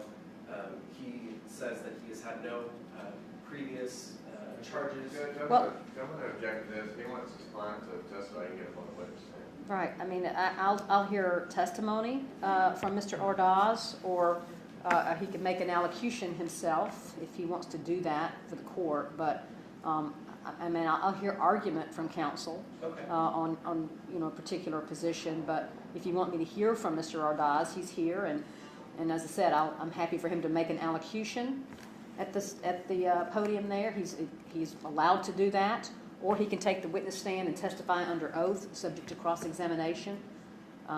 That is his choice. Okay, Your Honor. I think because of the Spanish, she just wanted me to say it, but I. Okay, well, he's got an interpreter, and Oh, he was a very competent interpreter and has been in this court many times. Definitely, Your Honor. I would just make an argument then. Would you like me to do it? All right, well, why don't I hear from the state first, and then I will hear from you. Thank Thank you. you.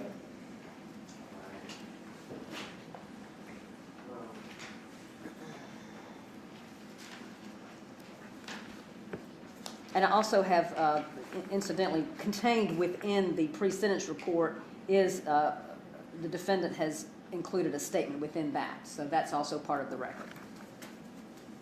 All right, Judge. So what we have here is Mr. Ordaz goes over to the victim's house uninvited, evidently heavily intoxicated, and with a firearm, and then goes there and then again drinks more, gets more intoxicated, and then starts instigating things according to the victim in this case. They go outside. Evidently, the defendant wants to fight the victim at this time. The victim said under oath he didn't want to do that, started trying to push him off, he did not want to fight, told him to go away, even gets his acquaintance that brought him over there, tells his acquaintance comes out, he tells his acquaintance, get him out of here, I don't want to hang out with him anymore, y'all need to leave. At that point, the victim, turns back to go inside, and then evidently, while the acquaintance and the defendant are fighting over this gun, the gun goes off and strikes the victim in the lower back. You heard from the victim that this caused him severe pain, caused him to go to the ground where he couldn't feel his feet anymore, he couldn't walk at that point. He even feared that he wouldn't be able to walk again. So he's sitting there shot in severe pain because of the completely reckless actions of this intoxicated at the time defendant. And you heard he even still has pain today. Judge, this case is under 4035 313, but as you know, he can serve up to 30 days on this. And Judge, I would point, and the state is asking for 30 days to serve on this, and we'll point to 4035 103 on these sentencing considerations involving confinement, and just the subsection B. It is necessary to avoid appreciating the seriousness of this offense or would deter others likely to commit offenses. It's the state's position that this was extremely reckless and just completely uncalled for, and based on this B factor, the state would like him to serve 30 days, and as I announced earlier, when he comes out on probation, he has agreed to pay restitution for those medical bills.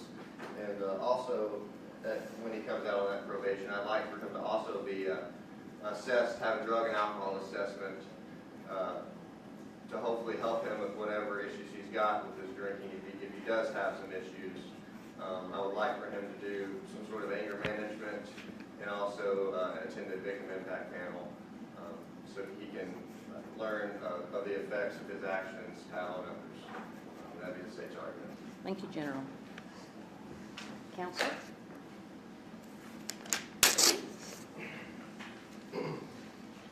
Your Honor, in this case, the defendant has acknowledged that and pled guilty that this action did occur.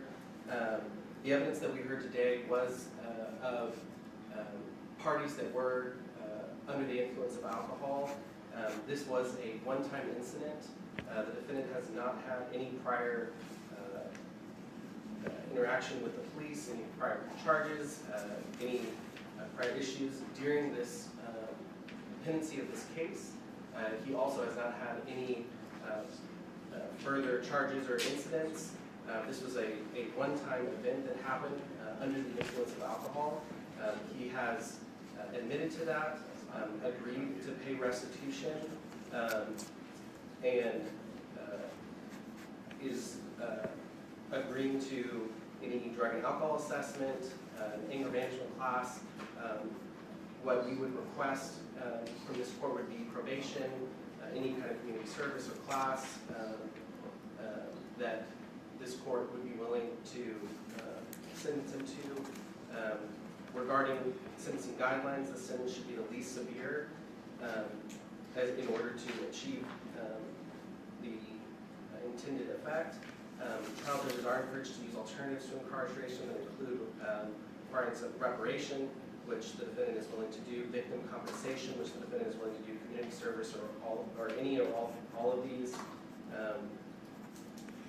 Based on the fact that he has no prior criminal record, no acts of violence, other than this one incident, which happened under the influence of alcohol. You know what? Let me. I'll just tell you what strikes me about this, and what it concerns me a little bit, and I recognize that Mr. Ordaz pled guilty, but what I had hoped to hear today was some actual recognition of responsibility, remorse, some explanation for the event. What I heard on the stand today was utterly inexplicable. I have no understanding of how a stranger could walk into someone's house and start just picking a fight. I don't know why Mr. Ordaz is carrying around a firearm while he is intoxicated. There's just simply no acknowledgement by the defendant of the seriousness of what happened and the possibility that it could have been even more serious. I mean, his actions resulted in an individual being shot in the back. I mean, it could have been a whole lot worse than it was. Mr. Ordaz is really fortunate that it didn't kill Mr. Gonzalez, frankly. So I'm a little, it's completely up to the defendant whether he wants to take the stand at his sentencing hearing. But if he chooses not to do that, he doesn't give the court any basis for really providing any leniency whatsoever. If he chooses just to sit on the plea and on the testimony of the victim, which I certainly credit here, he has no reason to misrepresent what happened. I mean, he was shot in the back.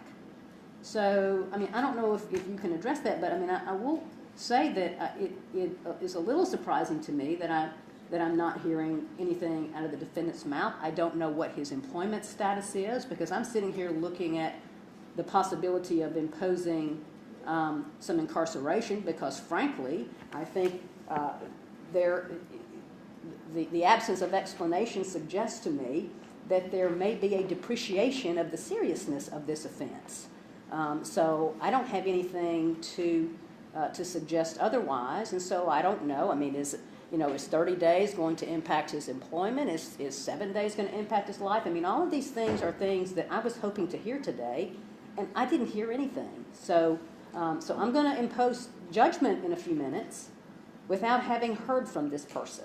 So, I mean, I appreciate your legal argument, but that's all it is to me. It's a legal argument. Without any proof in the record,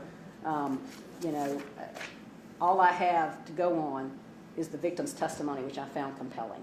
Your Honor, may we ask permission of the court for the defendant to speak to those issues that you are requesting? I'd be happy to hear him. I want to hear him. Okay, thank you. Then, Your Honor, we ask to hear from the defendant.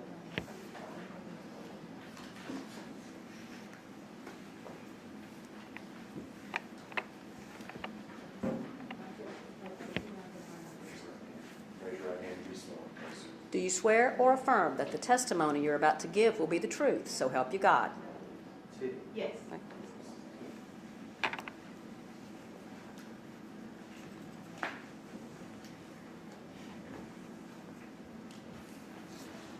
Can you please state your full name?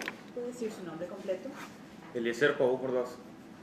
Eliezer Pavón Ordaz. Pavón Ordaz. You've heard the testimony of the victim in this incident. Yo el testimonio de la víctima anteriormente. Sí. Yes. Is what he said the truth? ¿Es lo que él dijo la verdad? No. No. What did he say that is not the truth? ¿Qué es lo que él dijo que no es verdad? Cuando yo llegué por mi amigo que supuestamente él iba a buscar un cheque.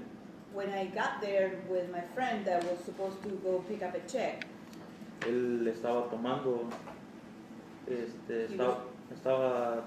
alcohol. He was already drinking alcohol, y nos invitó a ir a su casa adentro. and he invited us into his house. Empezamos a ingerir alcohol.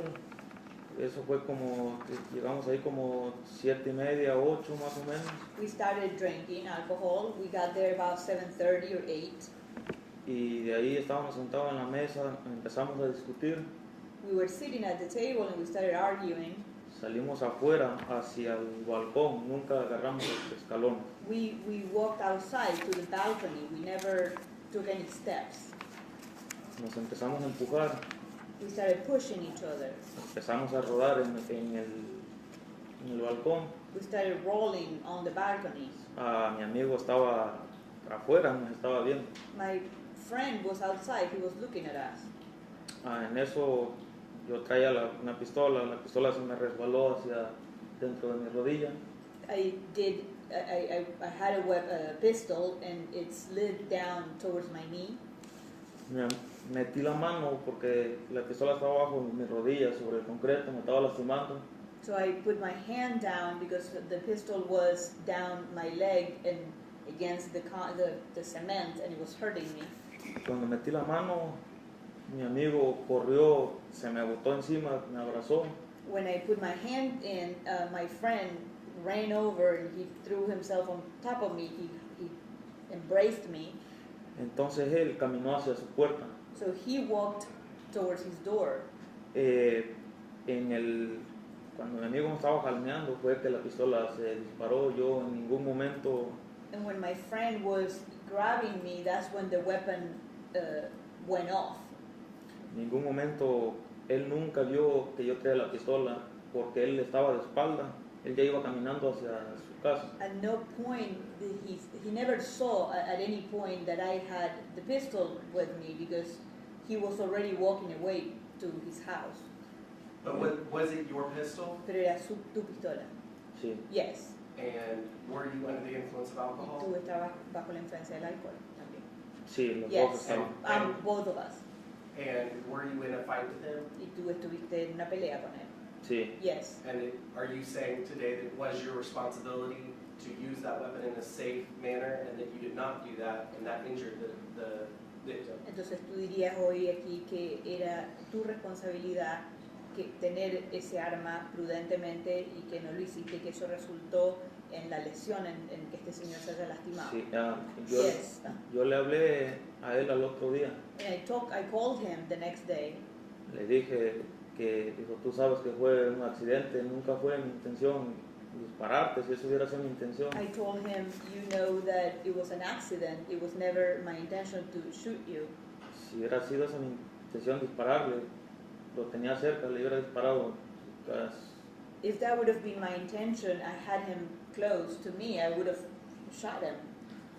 Pero fue un accidente, él me dijo que todo estaba bien, que no me preocupara. Le dije, But it was an accident, and he told me that everything was fine, not to worry about it. le dije, si quieres voy a tu casa, hablo con tu papá, no quiero problemas. And I said, if you want, I can go to your house, I can talk to your dad, I don't want any problems. Me hago responsable de los gastos médicos o de los días que no trabaje, no, yo me hago responsable. I will make myself responsible for the medical expenses and the days that you can't work and all of that. Yo en ningún momento corrí o me fui, yo intenté hablar con él, él me dijo que todo estaba bien, que no me preocupara. At no point I tried to run away, I actually tried to talk to him and I didn't really, I just tried to make everything work out and he told me everything was fine and that I didn't have to worry about it. But are you acknowledging that it was your weapon that went off, whether it was intentional or not, and that you know that was your Pero responsibility? usted admite que ese era su arma y que se disparó y que aunque era su intención o no, digamos, pero que sí era su arma y su responsabilidad. Sí. Yes. And do you know the seriousness of that, of having a gun go off, that it could have been much worse, that you could have killed the victim? Y usted sabe la seriedad de eso, de tener un arma que estaba cargada y que se disparó y que pudo haber tenido muchas más serias consecuencias. El arma no era mío, no sabía yo que si estaba cargada porque esa tarde yo The weapon was not mine. I didn't know if it was loaded because that afternoon estaba en mi casa, eran como 6 de la tarde cuando pasó mi amigo y me dijo que lo acompañara a buscar un cheque. Because that afternoon, when I was in my house, my friend came by and he asked me to come with him to pick up a check. Y el arma era de un amigo que venía con él. And the weapon belonged to a friend that was coming with him. Y me dijo que se la guardara. He told me to keep it for him. Y yo nunca la metí a mi casa. Y como yo estaba afuera de mi casa cuando él pasó, me subí a su camioneta. And I never brought it in my house. Since I was outside when that happened, I just got on his truck. Y fue cuando fuimos a la casa de él. And that's when we went to his house. Nunca porto arma o que ande armado. Fue la única vez de But que... I'm never armed. I never carry a weapon. That was the only time. Fue ahora sí un error de que pues no la guardé y se me hizo fácil que él me dijo que nada más iban y regresaban. It was my mistake that I didn't put it away, and it was kind of just easy for me because he told me that we were going there and coming back. And do you carry a gun normally? ¿Usted normalmente acarrea un arma? No. No. And right now, are you currently employed? ¿En este momento usted está empleado, trabaja? ¿Está empleado? Sí. Yes. Where do you work? ¿Dónde trabaja? ¿Qué tipo de trabajo? What type of work? Yeah, what type of work and what do you do? Operando maquinaria. Operating machinery. What kind of ¿Qué machine? tipo de maquinaria? Excavadora, bulldozer. Excavators, bulldozers.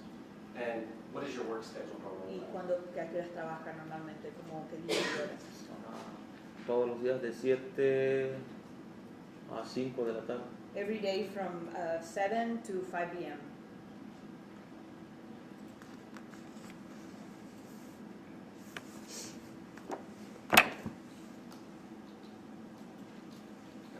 Have you had any prior incidents with the police? ¿Has tenido algún incidente previo con la policía anteriormente? No.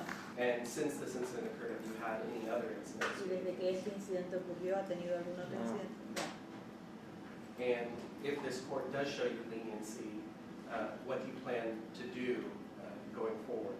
Y si es que esta corte le muestra consideración por esto, ¿qué es lo que planea hacer en el futuro?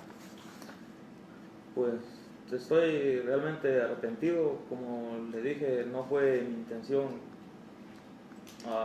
herir al muchacho. Well, I'm sincerely regretful. Like I said, it was not my intention to hurt him.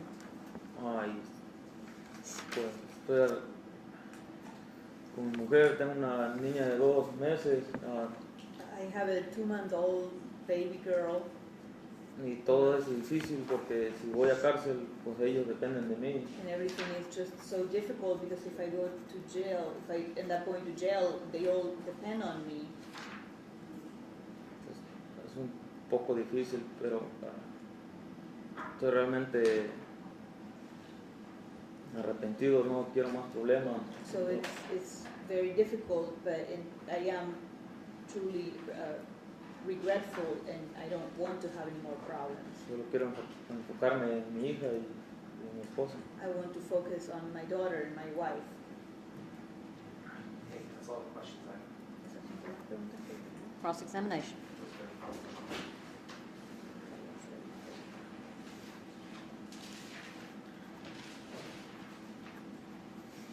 Good morning, Mr. Ordaz. My name is Matt Thomas. I'm going to ask you some questions about what happened that night, okay? All right. So you admit that you were drunk when you went to that apartment that night? No, No. Okay, so you're saying you were not drunk when you got there? comenzamos a ingerir alcohol en la casa de él. We started to drink alcohol in his house. Okay, so you had not drank before you went there? No había tomado usted antes de llegar ahí. En el camino nos tomamos como unas 2 cervezas, mi amigo y yo. On the way, we drank like maybe 2 beers, my friend and myself. Okay, and how much did you drink once you got ¿Y there? cuánto tomó cuando llegó ahí? Cuando nos tomamos ahí, pues llegamos como de 7 a 7 y media, 8 por ahí. Empezamos a tomar hasta las... No puedo decirle cuántas cervezas me tomé porque sí demoramos un buen rato ingiriendo alcohol, no puedo decirle una cantidad. When exacta. we got there, I don't know, it was like 7:30, between 7:30 and 8. We started drinking, and I can't tell you exactly how many beers because we were there a good long time, but I don't know exactly how many beers we had. Okay, after you drank beers there at their apartment, would you say you were drunk at that point? Después de que habían tomado juntos ahí y todo eso, usted diría que usted estaba borracho, ebrio. Sí. Yes. Okay, and you acknowledge that you brought a pistol there to that apartment. Y usted reconoce, admite que usted trajo una pistola a esa casa. Sí. Yes. Okay, but you're saying that this was not your firearm, Y usted está diciendo que esta no era su arma. No, No. and then you didn't even know if it was loaded. Y usted no sabía si estaba cargada. no. No. So you're telling this court that you got this gun that you don't know anything about, didn't check to see if it was loaded, and then just put it in your pants and started Usted drinking dice que alcohol. usted recibió este arma nada más, ni la chequeó si estaba cargada o no, la puso en su bolsillo y nada más. Lo que pasa que ese amigo que estaba en mi casa me la dio que la guardara en mi casa y que él iba a venir al otro día a buscarla. What happened was that that friend that was in my house, that came to my house, gave it to me, and he said just to keep it in my house, and he was going to come to get it the next day. Y en ese momento yo pues estaba arriba de su carro, me la puse en la cintura y llegó mi amigo que lo acompañara, que no sé si... And at that time, I just grabbed it, I put it on my waist, and then my friend came. No sé si trabajaba con su cuñado o un familiar de él me dijo que iba a buscar un cheque. So then his friend came over to pick me up, and I don't know if he worked with his brother-in-law or a family member of his, and he just told me that he was going to pick up a check. Y me subí a su carro de él y fue como caí alarma, nunca la metí a mi casa. And I got on his car, and I just had the weapon with me. I never put it in my house. Why did your friend want you to hold onto that gun for him? ¿Por qué quería su amigo que usted guardara el arma hasta el día siguiente?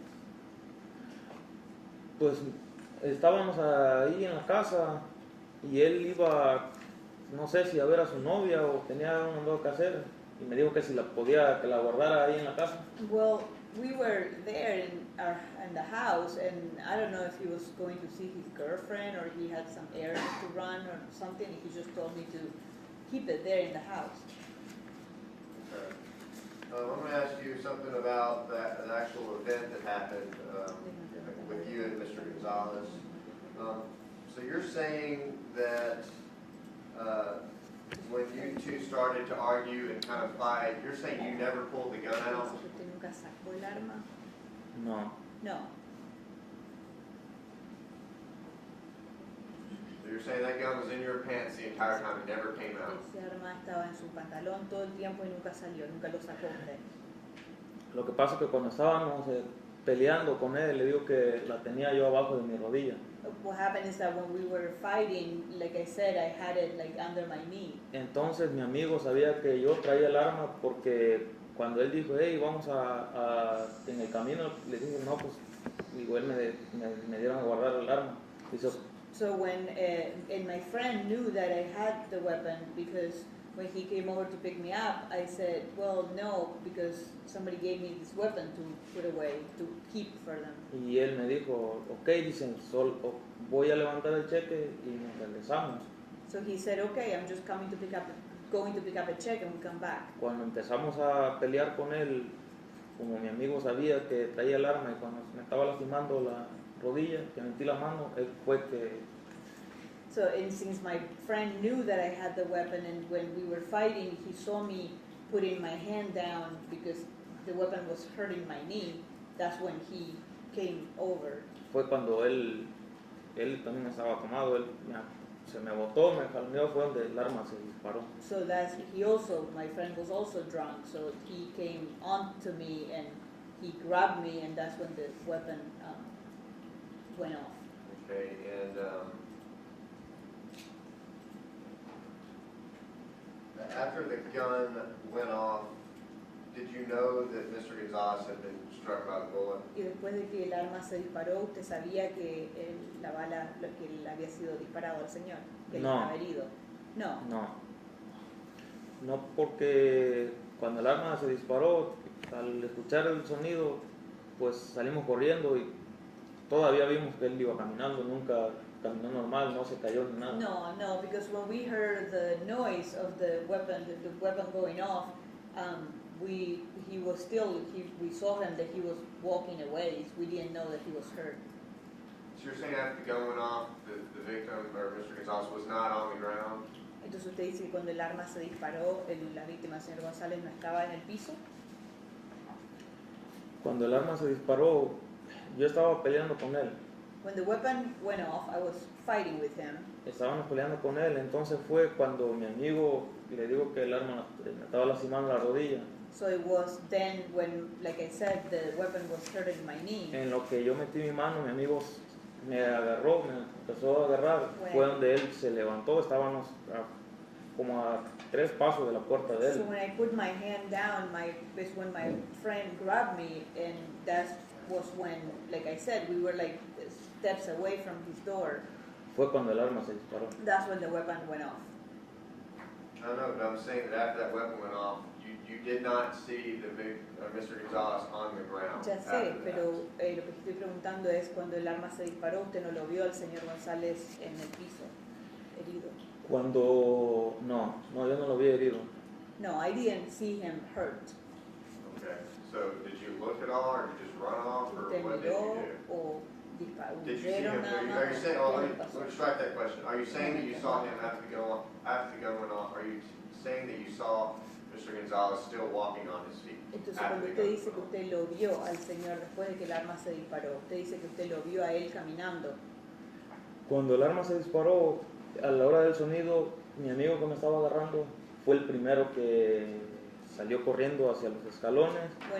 When the weapon went off, my friend that was the one grabbing me, he was the first one to run to the steps. Entonces, pues yo me espanté y cuando lo vi que empezó a correr, yo también corrí hacia abajo y pues, alcancé a ver. So when I saw that, I also got scared. So when I saw him running away, I also started running and kind of was able to see some. Volteé hacia atrás, pues eso es como un balcón y los escalones, pues ya no alcancé a... I turned around and kind of like there on the steps there, it's like I turned around and I couldn't really. No alcancé a ver que estaba parado. The interpreter needs to clarify, ¿alcanzó a ver o no alcanzó a ver? Cuando, No, acabas de decir, Ajá. ahí fue cuando estaban los escalones, que alcanzó a ver o no alcanzó a ver. cuando yo estaba ahí, que a la hora del sonido, que salimos corriendo, yo volteé hacia atrás y él estaba parado. When the weapon went off and I ran away and I got to the steps, I turned around and I saw him standing up. Okay, all right, I guess, okay, your testimony is understood. All right, I think those are my questions, thank you, sir. Can you redirect? No, Your Honor. All right, Mr. Ordaz, you can step down and sit by your lawyer.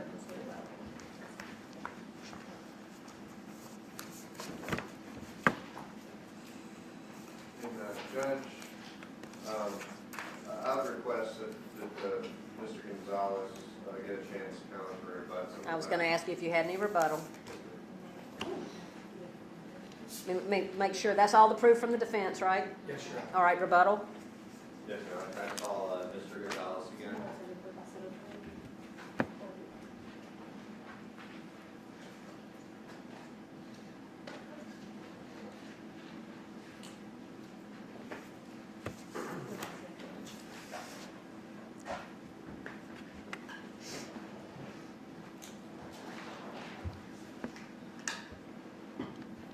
All right, you're still under oath, Mr. Gonzalez. Sigue estando bajo juramento, okay? Yes. All right, Mr. Gonzalez, is there anything that the defendant, Mr. Mr. Ordaz just said up here that was not true? El acusado, el señor Ordaz, dijo recién que no es verdad. En unas cosas, él no dijo la verdad. On some things, he did not say the truth. All right, can you tell the ¿Cuáles court son esas cosas? which things those are? En primer lugar, yo nunca lo invité, nunca le dije, ven a mi casa, aquí te espero. First of all, I never Nunca lo- invited him over. I never said, come to my house, I'm here waiting for you. Con el muchacho que yo lo conocía antes, yo le hablé a él, yo sí le hablé, pero yo le dije que dónde estaba, que si podía ir para dónde está, él estaba, él dijo, no, dice que yo, para tu casa está bien, yo aquí voy y te espero, pero nunca lo invité. My acquaintance, yes, I did talk to him and I actually said, can I go to where you are? And he said, no, I'll come to your house. And I said, okay, I'll wait for you here. Y luego él dijo que que salimos para un balcón. Nunca, sí hay un balcón, pero ese es del otro lado del apartamento. So then he said that that there were no steps and that we went to a balcony. There's no point, I mean, there is a balcony, but it's in the other end of the apartment. Nosotros salimos para la puerta y dijo él algo que ahorita que terminó de decir su testimonio, dijo que mentó, dijo de un principio él dijo que no había escaleras. So we did walk out to the door, and then he said that from the beginning he said that there were no steps. Él dijo que nosotros Let me just interrupt. And General Thomas, let me tell you the things that I'm interested in from this witness. Okay. I'm interested to know whether or not the defendant displayed a gun to the victim. Definitely going to get to that. And that it really is the primary thing that I'm concerned about. Yes, ma'am. Well, let's get to that point, Mr. Gonzalez. Tell the court when the first time you saw that weapon. Dígale a la corte cuándo fue la primera vez que usted vio la pistola, el arma. Yo nunca vi que él haya sacado, yo solo cuando yo vi que él ya tenía la pistola en la mano. Yo vi cuando él ya tenía la pistola en la mano. I never saw him pulling the gun out, but I did see it when he already had it on his hands. Pero él dijo que yo ya iba caminando, que nunca vi la pistola. Yo vi la pistola. But he said that I was walking away and that I never saw the weapon. I did see the weapon. Yo vi cuando él ya tenía la pistola en su mano y cuando su amigo, con el muchacho que yo hablaba y que ya lo conocía, le quiso quitar la pistola. I saw when he already had the weapon on his hand, and when the guy that I already knew, my acquaintance, he tried to take the weapon away from him. Él me dijo, vete para tu cuarto, yo me lo voy a llevar a él. He told me, go to your room, I'm going to take him away. Lo que yo hice, darme la vuelta y irme para mi cuarto. So I turned around to go to my room. Pensando que yo me imaginé y pensé que sí ya le había quitado la pistola. Thinking, and I imagined that he had already taken the weapon away from him. Nunca me imaginé que si iba a disparar o mejor me viera. Luego ahí hay otra salida. I never imagined that the weapon was going to go off, or maybe I would have. And then also there is another exit. De haber sabido que se hubiera disparado la pistola, no hubiera cogido o no hubiera ido para mi puerta. If I would have known that he still had the weapon, then I wouldn't have gone to my door. Okay, let me stop you there. Okay. So I just want to make sure I have this crystal clear. So you did not see him pull the gun out, but you saw after your friend started trying to fight over the gun with him, that's when you first saw him. No, antes que le quitara Before the friend tried to take the weapon away. So, él nunca sacó la pistola y no. He never pulled the gun out and Nunca hizo like eso. that to me. Nunca He never hizo. did that. Cuando yo vi, yo no sé de dónde la sacó, pero yo sí vi cuando él ya tenía la pistola en la mano. When I saw it, I don't know where he got it from, but I saw it I saw it when he had it already on his hand. Okay. Y That- lo que yo no estoy de acuerdo es que el muchacho le quería quitar la pistola y no la quería dar. What I'm saying, what I'm not agreeing is also the other guy was trying to take the weapon away, and he didn't want to give it to him. Él me dijo, vete para tu cuarto que está bien, mover, llévatelo por favor y ya no lo vuelvas a traer a mi He casa. said to me, go to your room, that I'll take him away, and I said, please take him away from here and don't bring him again. Let me stop you there. And just one more question.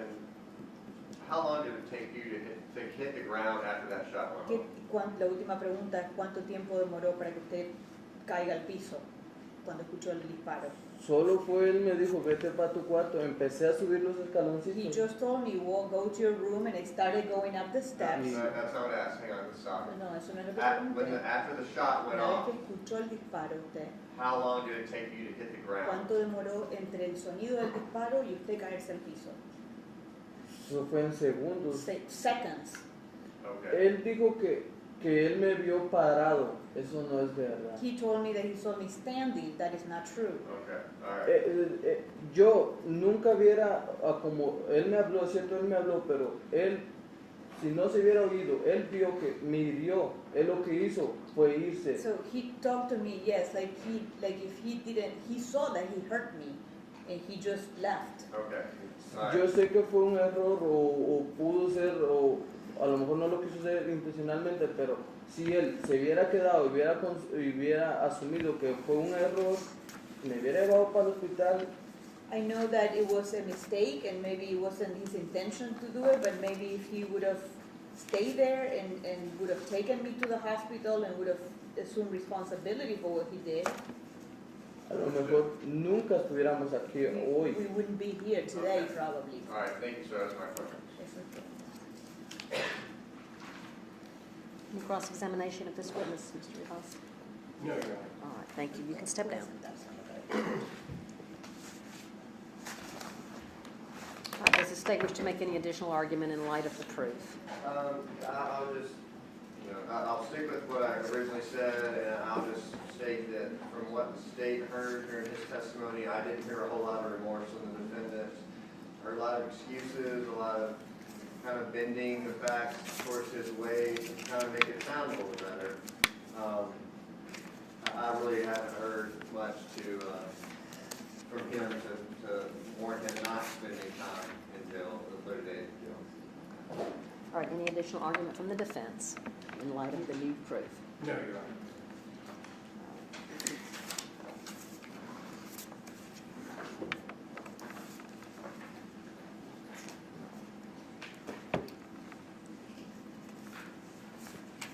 So Mr. Ordaz pled guilty in this court back in December of last year to the offense of reckless aggravated assault.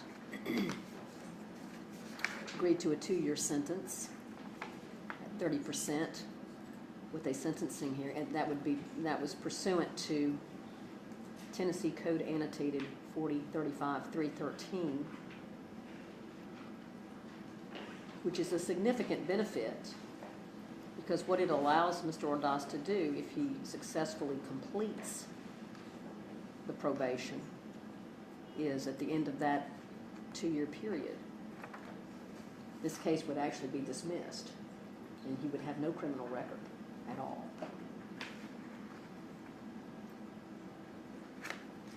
Which I think particularly in a case in which involved the use of a firearm, which involved a very serious injury from a firearm, which could have been much, much worse, but fortunately wasn't. The fact that the agreement in this case included that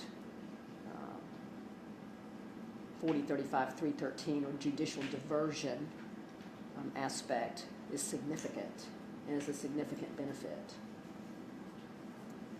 And I listened very carefully to the proof from Mr. Gonzalez and Mr. Ordaz.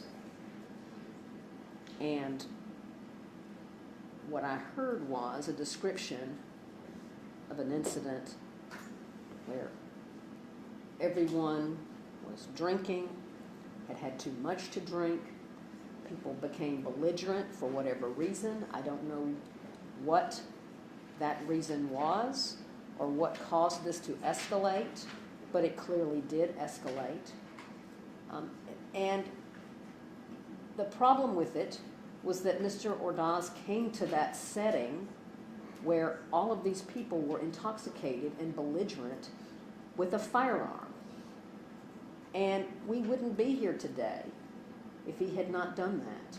This would have been just a tussle and an argument between friends and acquaintances, and you all would have gone on about your way, and you would have slept it off, and we wouldn't be here. And Mr. Gonzalez wouldn't have ended up in the hospital with a bullet in his back. But that's what happened. And I agree with General Thomas. I do think there's a little bit of tap dancing up here in hedging on responsibility.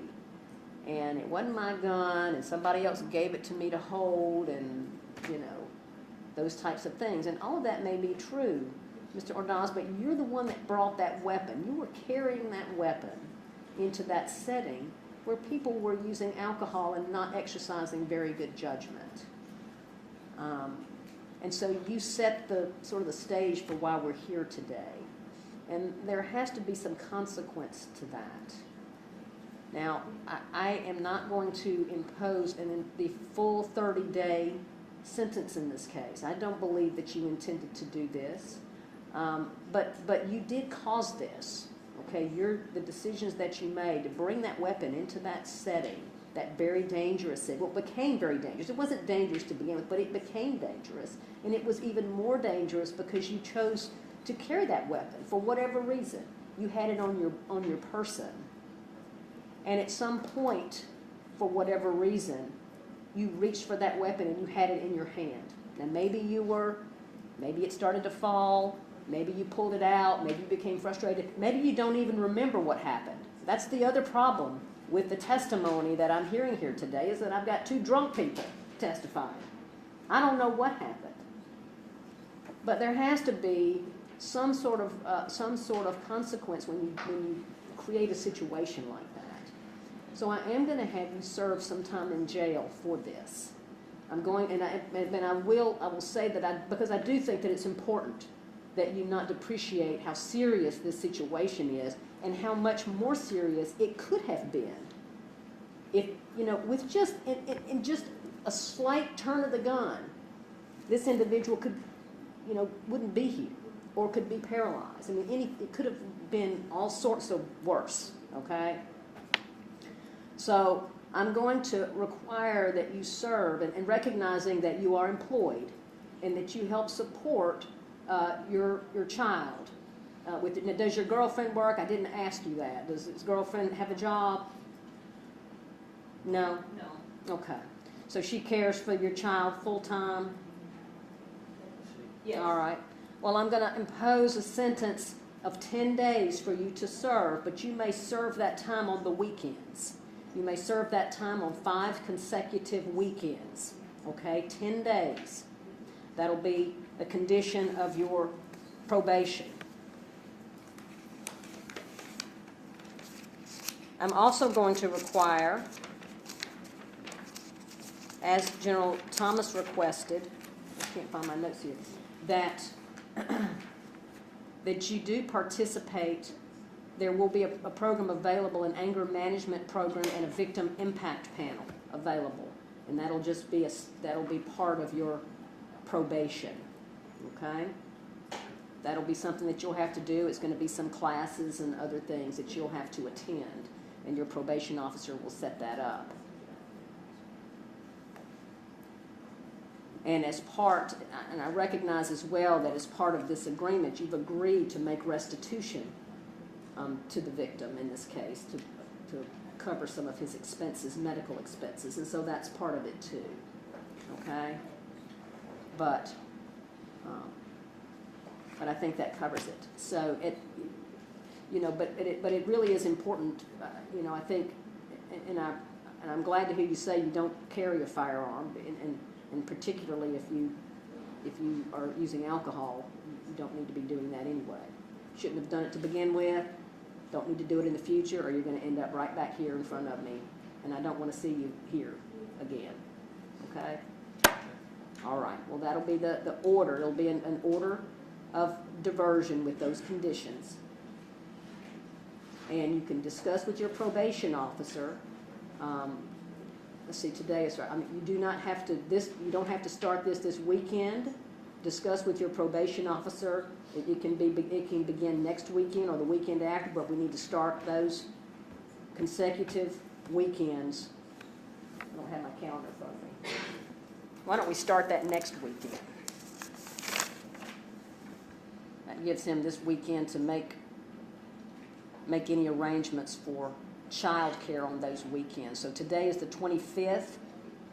So your first weekend, you'll be spending the weekends, every weekend in April, 1, 2, 3, 4, 5. Every weekend in the month of April, you'll be spending those serving this time. Now, and let me just say this, if you want to make alternative arrangements and just serve those 10 days straight out, you can do that too. Whatever arrangements that you want to make, but you're going to serve 10 full days, either 10 consecutive weekends, or you can discuss with your probation officer and you can do 10 solid days, but you're going to do 10 days total. Okay, do you understand? Okay. All right, that'll be the order. And we'll get probation, someone. Yes, there you go. I can't see that glare. Talk with probation before you leave, and they'll explain. Y'all can sit back and talk in the back. They'll get you signed up with all the requirements. Thank you. All right, thank you. Take a recess. All rise. Court's in recess.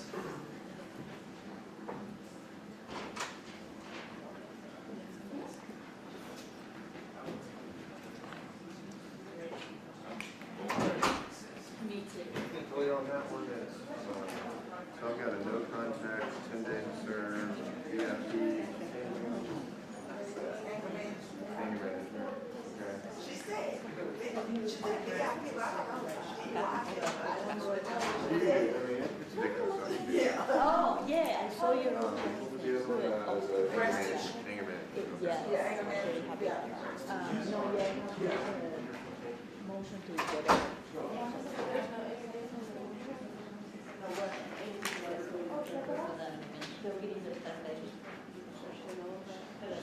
I don't know if it's a total.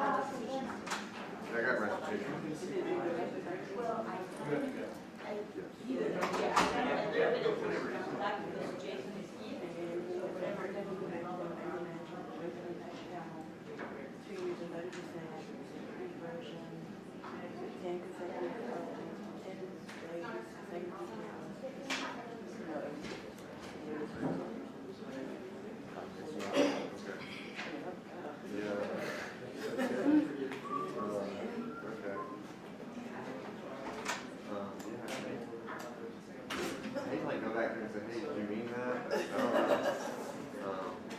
That's what I got right now. That would be great.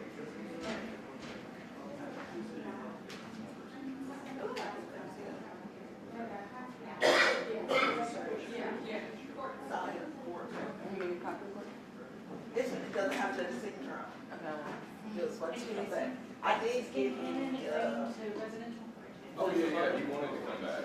I told him that, and I was like, I wanted to like reconfirm it, because it was 2 days ago. I need that original bag. Okay, yeah, no, he was very happy. Give Mr. Coleman. So I'll let them know that he's planning on. And I just Never told mind, him he's that serving. it might be Monday or next week, but they were coming in. I'll let you know. Okay. I wouldn't want to leave her. Stacked up Friday. Yeah. It's your fault, Chief. Yeah. So this is like an atypical Friday.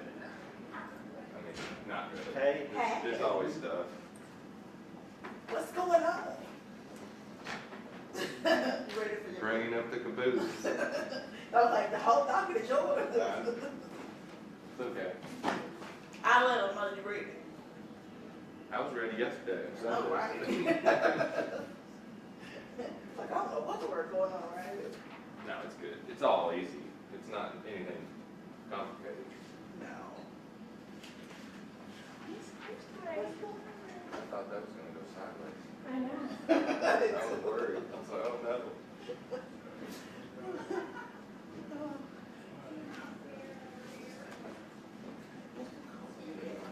Thank you, ma'am.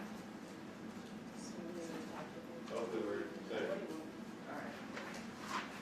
You gotta where you gotta be. We should be done. Hour later.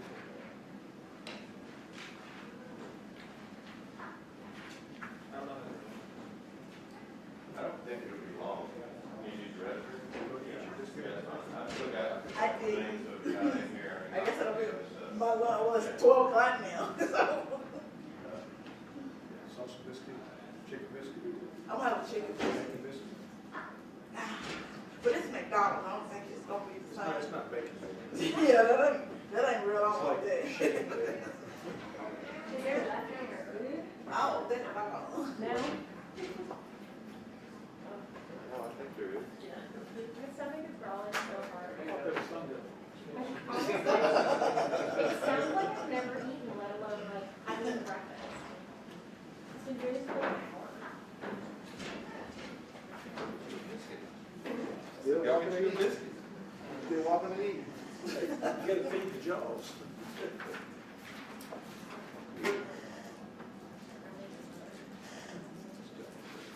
Does the jury have leftover food? They had snacks in there this morning, like yogurt, bananas, and donuts. You know, good stuff. I'd rather do the stuff that first before the volunteering, but. Ken And I just show up Ken to work. Cannon is easy. He's just an announcement. I like it. It's like, so you just talk to them for 5 seconds. Huh? I'm like, Do or don't? Not these folks came in. He's Are you just sure? literally an I'm announcement. sure, I double checked.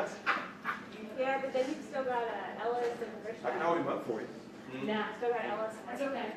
Right after That's you case took that of report respect out, I was here. coming back to say, there's no. Oh, really? What? Yeah, He's still in the rest of the way. I Right after I left. I don't know anything, but he No, he says doesn't know that at all. He said, you "Don't say know, that." so I'll understand. I'm sorry. No, you're fine. I'm not, you're good. No, we already talked about it. He's fine with it. Before I got. You're all gone. Yeah. No 5 seconds wasn't here. concurrent with himself. Oh, yeah. And concurrent with his federal sentence. Oh, that's all. It's not consent.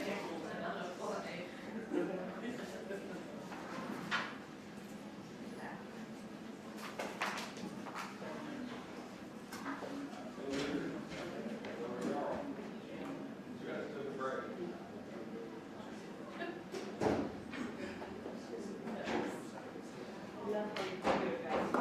Well, That's very considerate of you, because nobody does. well, I have a good client relation. That's a very I good don't thing. have to keep getting at it. Exactly. I try to stay in touch with them on the phone, shoot straight. I try to figure out how I want to do it. That's a big deal, I mean. My family probably gets the worst of it. Yeah. Isn't that the truth? When I come home, I'm tired. I am a monster. I truly am a monster. I don't know how people suffer. I still don't. It's because of your cakes. Maybe. It's 100% because of your I've tried, cakes. I've given him so many opportunities to use, but no, he doesn't. But yes, He must be a keeper. yeah, I guess that's what they say. I even find him to go Forgot away the for big a cake weekend man. or something. Yes. I watched a show on Netflix the other day. It's kind of silly. It's called Is It Cake? And it's kind of like I've a seen that. comedy. The dude is kind of like silly. Uh-huh. But the people on the show, it's a contest. And like, they make cakes to blend in with real items. And they have judges to try to guess. They'll put like 4 real things and the cake. And it's hard to tell. I love that. It's funny because They don't let them get up like real close. No, Like, no, they're no, looking yeah. at them from like Yeah. 10 or 12 feet away. It's hard. That is awesome. It's I was difficult. just actually yesterday looking because there is one of the clerks, the judge assistant across from civil court that is retiring. And to me, we all have one particular thing that we're kind of known by. Brenda, in my books, is like out there because she still uses a typewriter.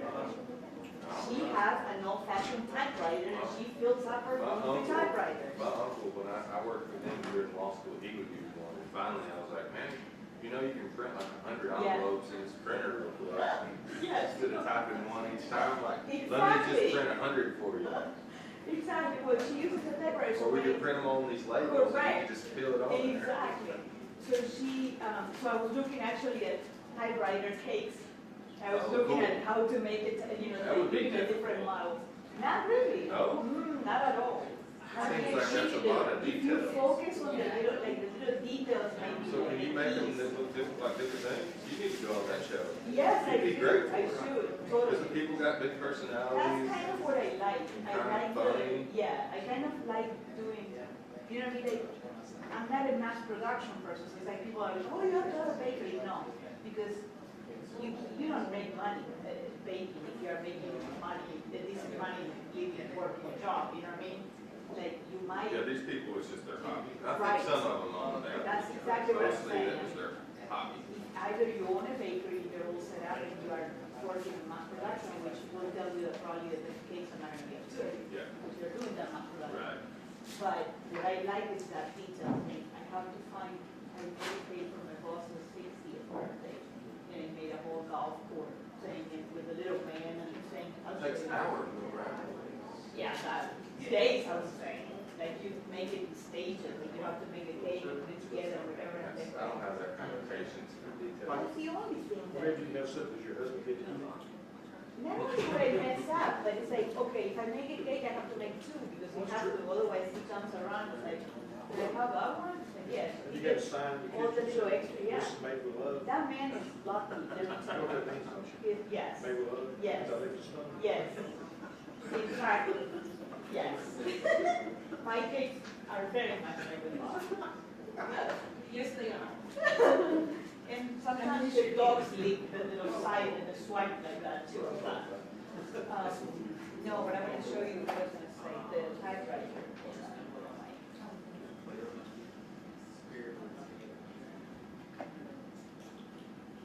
Now you're daring me and I want to make it. Just because I'm explaining to you.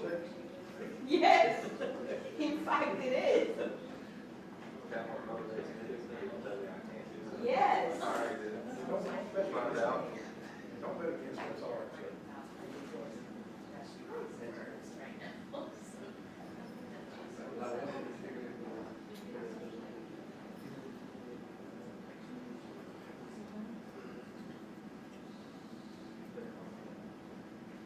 You see, that is a cake. Isn't that Good. awesome? I can tell it's not real, but it is pretty. Right, dang good. exactly. So, that's Heidi and Megan, I'm saying, I'm looking at Pinterest, but see how easy it is to make it? I mean, I saw what You they just were doing, buy them is and- that they create the base first, and then it's all the icing Right. and stuff, but still, it's still Right, pretty exactly. impressive. Yeah, well, see, and these is actually easy because because you don't have to like put icing on it, it's actually, fondant. It's like a sheet of, You would like that show, I because you know all watch it. the terms and stuff, Yes. and they were doing I some never pretty saw cool that. stuff. I literally just watched it for the first time this week. It's the #1 show in the country. I don't watch a lot of TV, but I turned it on. I was like, all right, this sounds okay. Period. I don't have. Is it? Oh, Yeah, it's the #1 show right now. I literally just watched it. Because I'm seeing how I watch a lot of TV. Just sitting there one night, and I'm like, all right, let's see this. exactly. See, I usually have the TV as a background, but that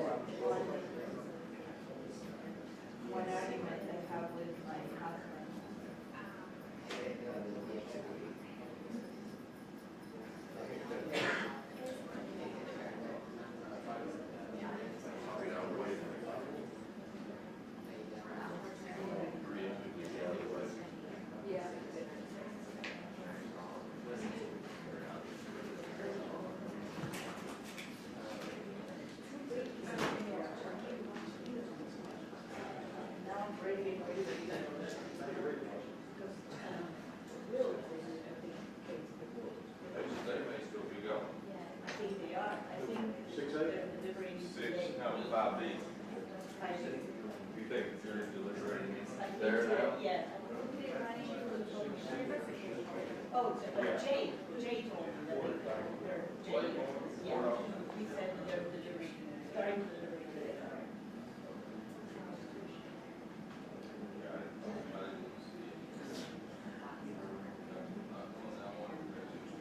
Yes, yeah.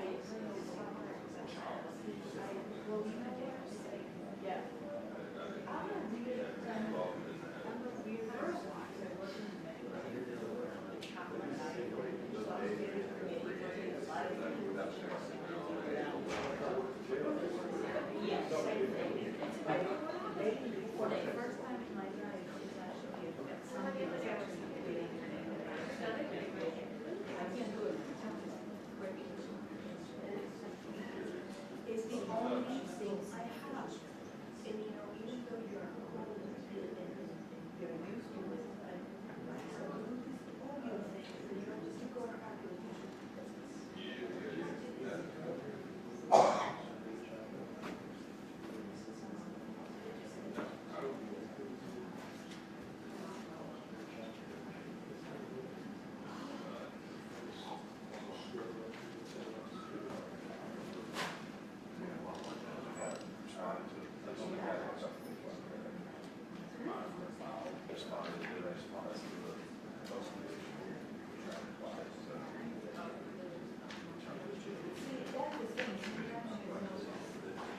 that's why they're doing this. Right, yeah, exactly.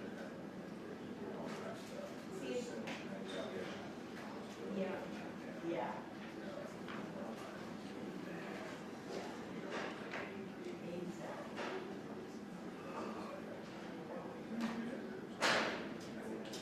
Well, and typically,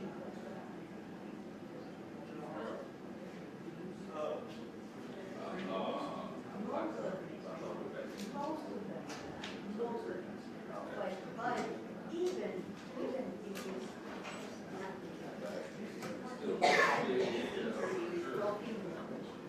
not big open.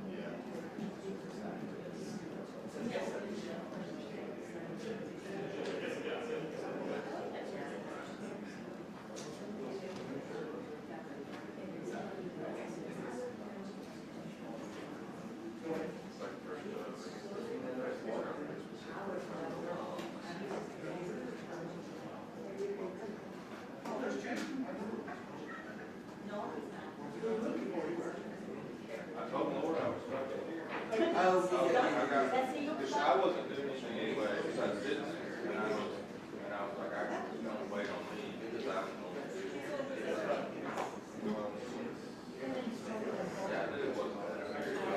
She did an amazing job. Oh, thank you. As if you understand this.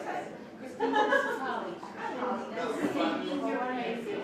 I was telling her she can never get Christina gave you some. She just said yes. Judith, I burned out. See, that's what I can understand. I don't even know how to say no. I can't say no. He was one that was like making cakes every day. I don't charge them that, No, I waited till I knew something. Check with the back. She's not doing that right now. I just. Where's Mama?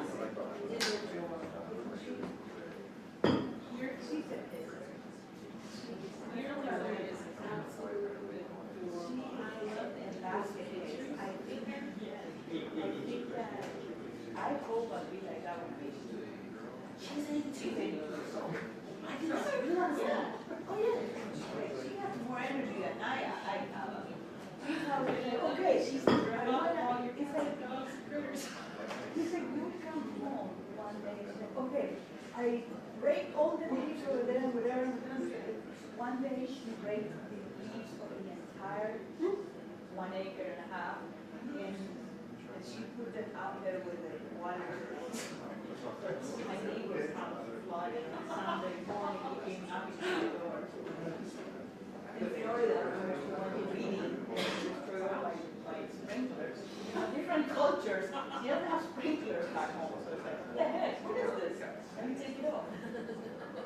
Yeah, because she's fun. Yeah. Speaking of that, let me listen to what she sent me just now. Thank you.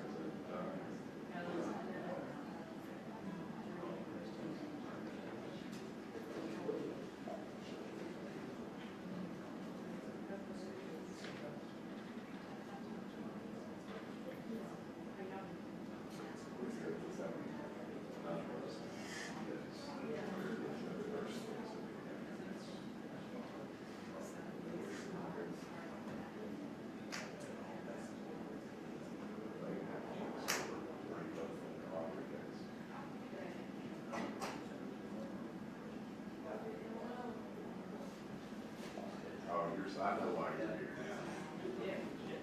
Well, that doesn't speak very highly of you, Jim. You're over here seeing Brandon. I gotta see my people. Look at you. What you doing? Oh. I'm very good. How about you?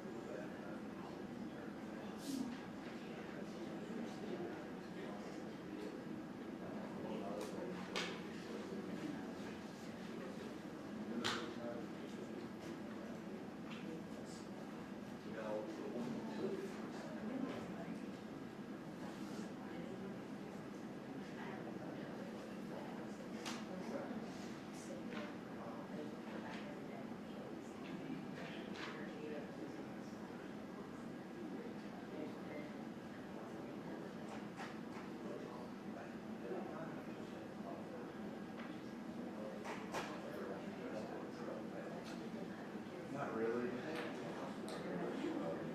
Other than some DA upsets. There's just one number one left.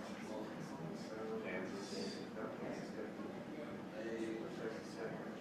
Yesterday, they got black brown. Well, the dude on the news this morning said there was one number one left. They said it was.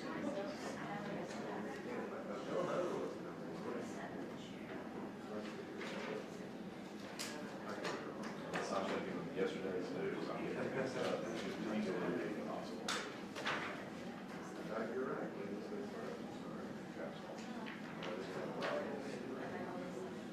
The last night we had Arkansas, Gonzaga, that's right. And Philadelphia.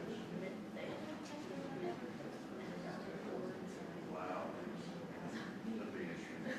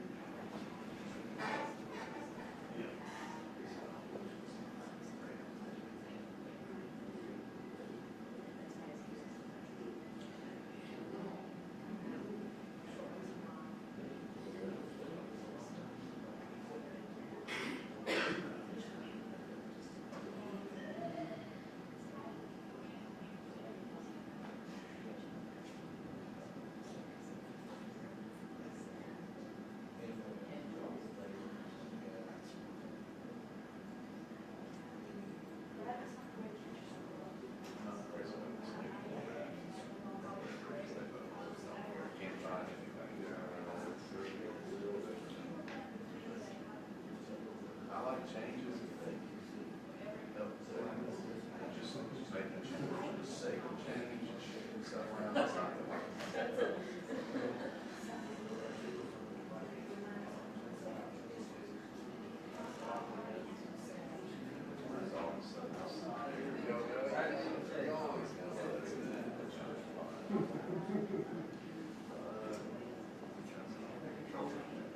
What did you do?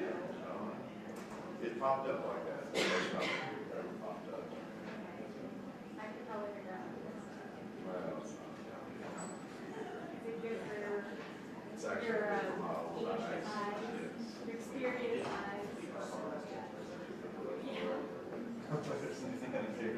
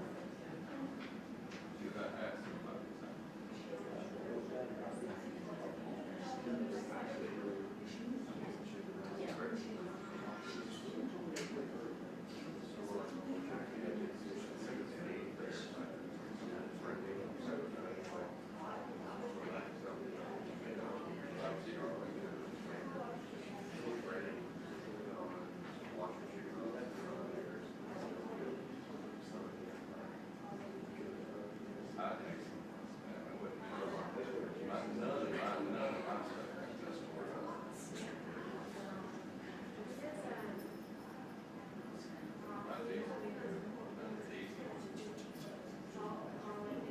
announcement, two pleas, and everybody's good, everything like that.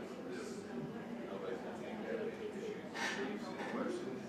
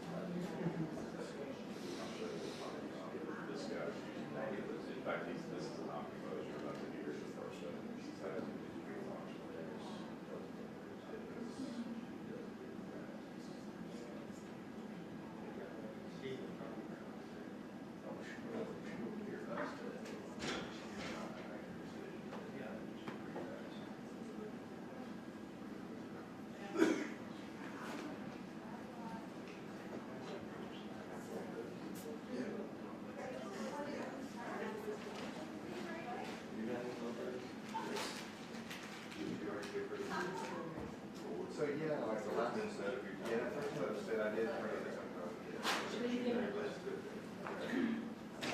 My wife called me.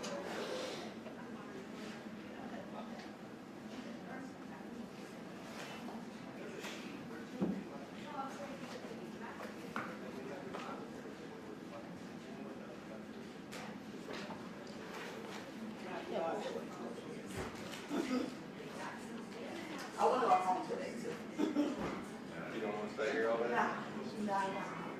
I've seen enough of this place for 1 week.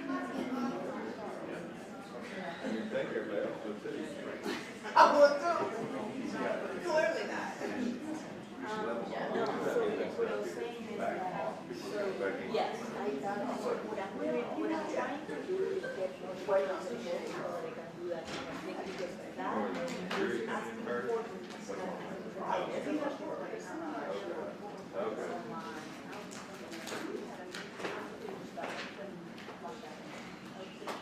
yeah. And that actually serves me as well because yes, turn around and train the interpreters. I would love that. I would totally do that. Oh, that's right. Oh, okay.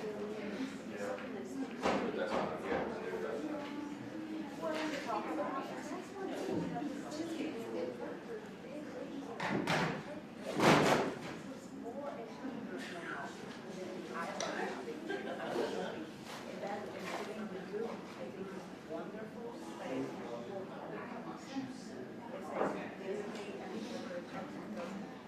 I couldn't hear anything. I had to stop the jail visit.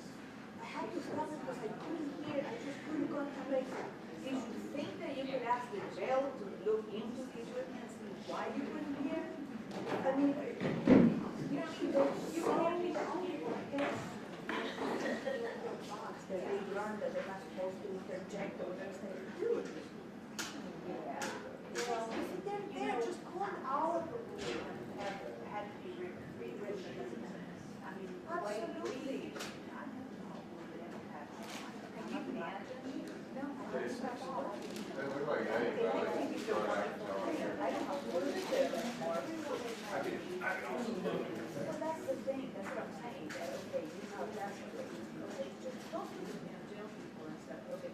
No, they stop everything, and it's like, we couldn't do anything. You should talk, no, we didn't. The jail, they didn't bring the defendant. You should call somebody, you should make signs or something, and tell them they can't hear nothing. The other day, then she comes to, oh, I was in a plea. It was terrible, I couldn't hear anything. So they had a plea on Zoom. They had the defendant on Zoom from the jail. But they had it playing out loud in the court. The interpreter cannot possibly hear that. You just can't. You have to then get the link to the interpreter. The interpreter will be able to hear the person directly. You know, say like you couldn't hear that. You can't hear that person. I'm sure they had a court reporter there, but now the DA brings a court reporter, yes, whatever, DUI cases, I don't know what. Well, what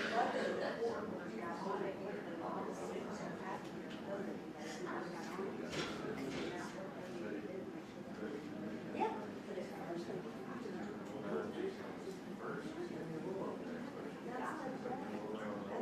Yeah, just in case, and you want a deadline for 30 days.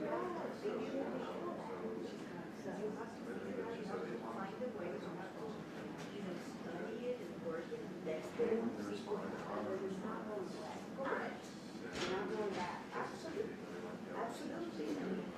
In fact, it's the greatest thing that happens for training and things like that. We, for CEUs, we had to actually have the majority of our CEUs had to be in person. Yeah. Why? I don't think so. Why would we be in person? I'm not asking my back. On these things. Correct. Yes, sometimes you know, we're away from absolutely. But that's the option is there. Exactly. And also, I think I don't want to, I don't even want to sit there and watch live. I rather want to with my brain is connected to that. Yeah, it's not always convenient to do that. Exactly. And I don't know about you, but I can sell the go of exactly. Yeah. They make my work face. Exactly. Yeah. Like I said, unless I can go to say forever.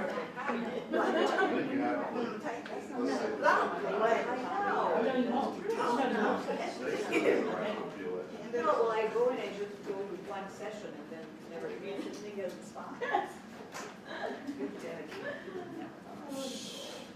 They're back to my windows, I can look.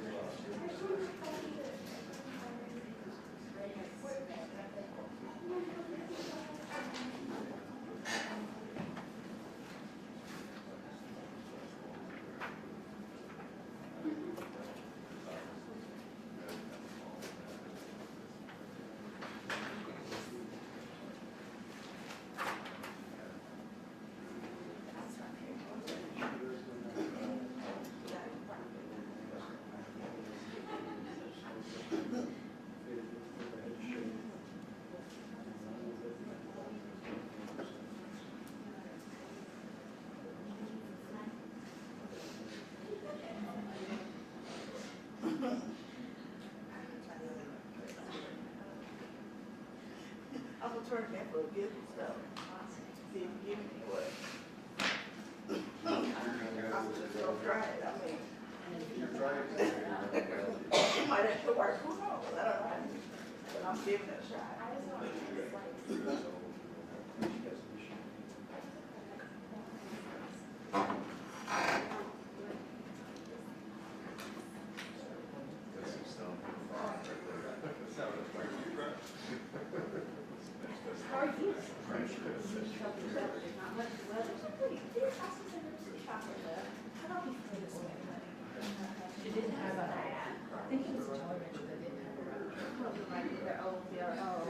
Although I was just gonna say the I would not be surprised. Let's just hope. We're trying to get to decide. Your thought process, are you simply really trying to make it very deep? Or is it just a natural process that's right?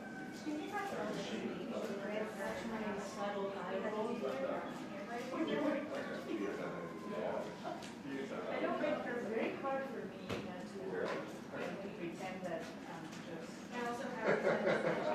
Like, I need to tell you that I know about it. You know? I need you to know that I am not doing this. I have switched to a research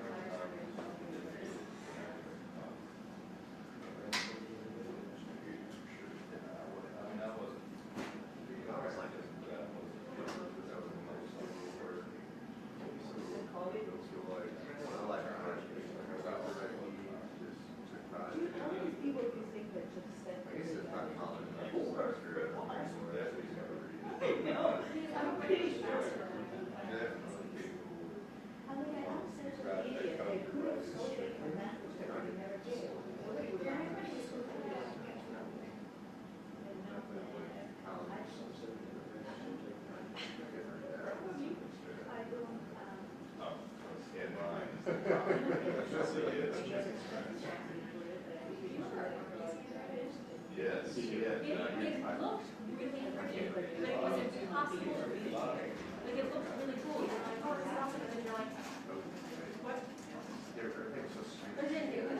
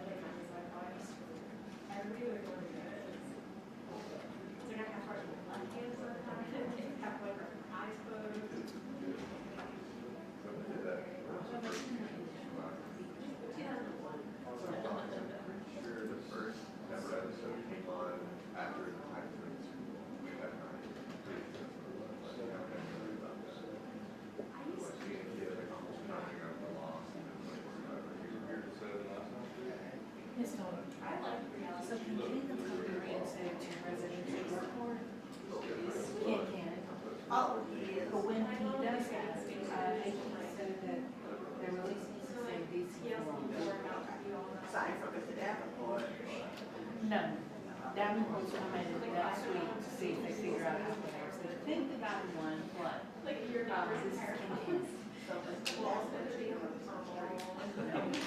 Mr. Davenport's not getting released now. Apparently he's sitting until next week. Yeah, he don't know that either. Oh, yeah, I'm like, that's that thing. Yeah. I told him, I said, okay. I can take you downstairs and talk to him. So Mr. Keith can, I just come right. Too late. Well, it's out. Yes, DC4 will make it. Yeah, apparently Davenport's back on your documents. I'll just scratch it down and just take it. Sorry, this is you. I'm just glad to know. I just got an email from AP. Good afternoon, just wanted to make sure. Cool. I just got that, but I don't say nothing about that. Yeah, they apparently were going to bring him on like to verify. They would have to pay for stuff, or then the winner would get Is together. that the half house you live or? He didn't have one. They would drop like, you did like a pay, part of that pie. Yeah, I talked to him back, he was like, I don't know where most of that. They're on, just want to go back to Africa. No. That's the third one.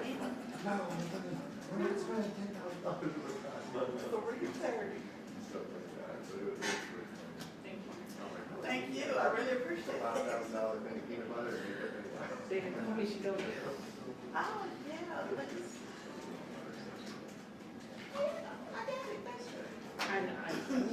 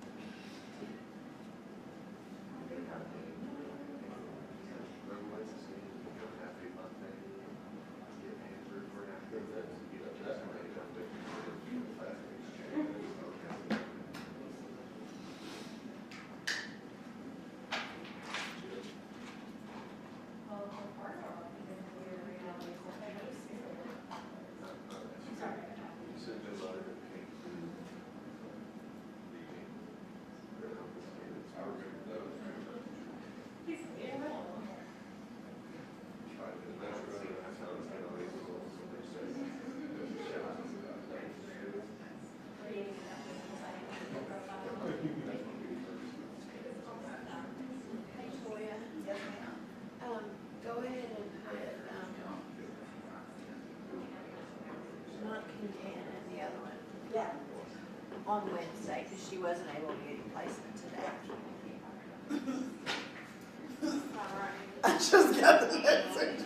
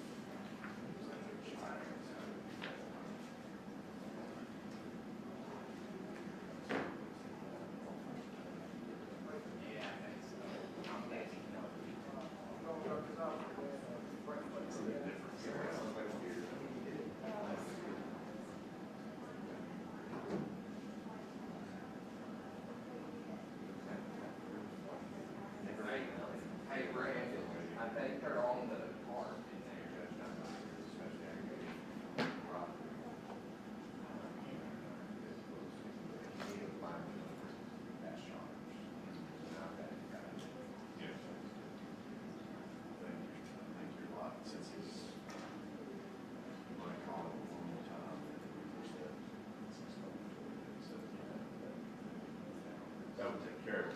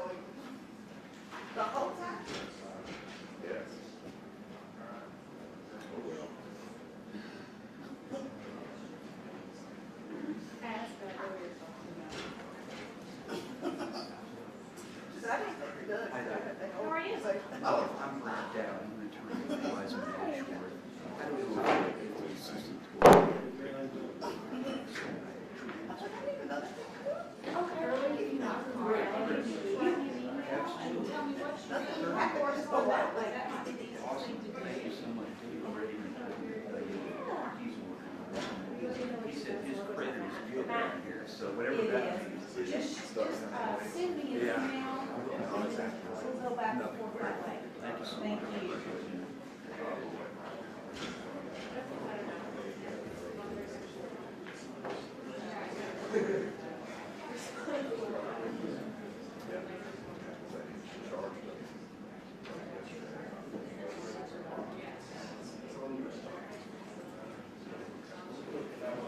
The only thing, I pulled some stuff out of the file.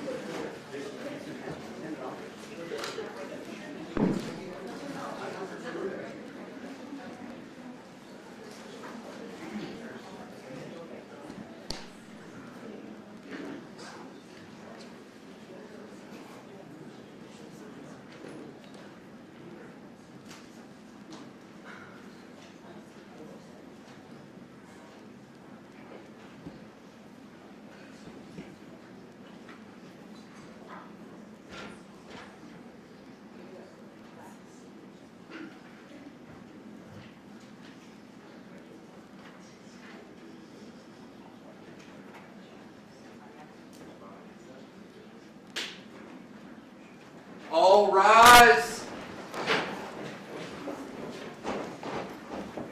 Be seated, please.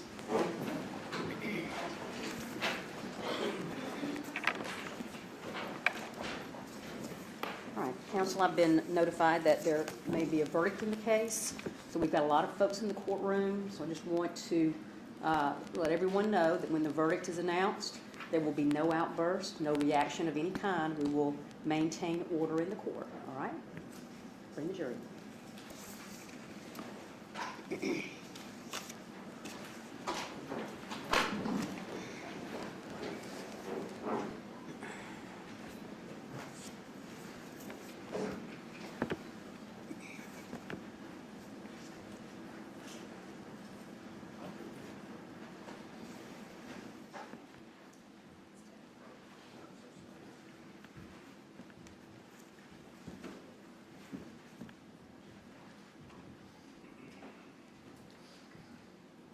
You may be seated.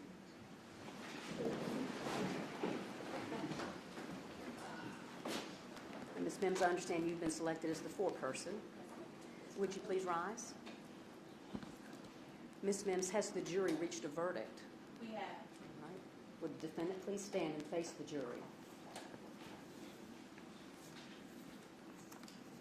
Ms. Mims, on count one, what is the jury's verdict? We, the jury, find the defendant, RaDonda Vaught, guilty of gross neglect of an impaired adult. As to count two, what is the jury's verdict? We, the jury, find the defendant, RaDonda Vaught, not guilty. As to count two, the lesser included offense, what is the jury's verdict? We, the jury, find the defendant, RaDonda Vaught, guilty of criminally negligent homicide. Thank you. You may be seated.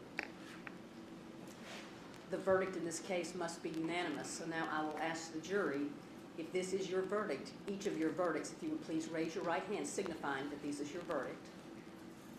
Thank you. Let the record reflect that each of the jurors has raised his or her hand signifying that this is their verdict. You may be seated. Ladies and gentlemen of the jury, thank you for your service in this case. Now that you have concluded your service, again, I thank you for your patience and your conscientious attention to your duty as jurors. You have not only fulfilled your civic duty, but you have also made a personal contribution to the ideal of equal justice for all people. You may have questions about the confidentiality of the proceedings. Because the case is over, you are free now to discuss the case with any person you choose. However, you do not have to talk to anyone about the case if you do not want to. If you tell someone you do not wish to talk about it and they continue to bother you, let the court know, for we will ensure your privacy. If you do decide to discuss the case with anyone, I would suggest that you treat it with a degree of solemnity, so that whatever you say, you would be willing to say in the presence of your fellow jurors, or under oath here in open court in the presence of all parties. Also, if you do decide to discuss the case, please respect the privacy of the views of your fellow jurors. Your fellow jurors fully and freely stated their opinions in deliberations with the understanding they were being expressed in confidence. Again, thank you for your willingness to give of your time away from your normal activity and pursuits to faithfully discharge your duty as jurors. You are now excused. You may rise and you may step back with the court officer. Thank you.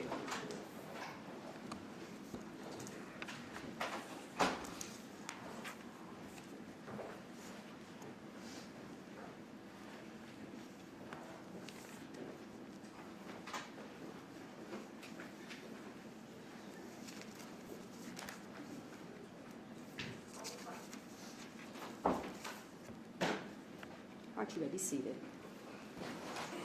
At this point, we will select the date for sentencing. We can try to do those. We'll set that out about 45 days or 30 days. How quickly? We have not been getting. It's been a little bit of a delay with getting these pre-sentence reports. Let's see.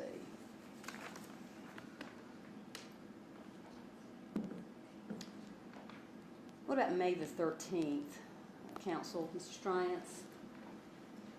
Is that a date that is good for you? And the reason that we select that date is we have had a little bit of a delay with some pre-sentence reports. We want to make sure we can get May 13th is fine. May 13th is on the same. Okay. So we'll reset this case for May the 13th and come back here for a sentencing hearing. Until that time, Ms. Vaught, you will still remain on bond, and we'll see you back here on May the 13th at 9 o'clock. All right. We'll take a recess. All rise. Court's in recess.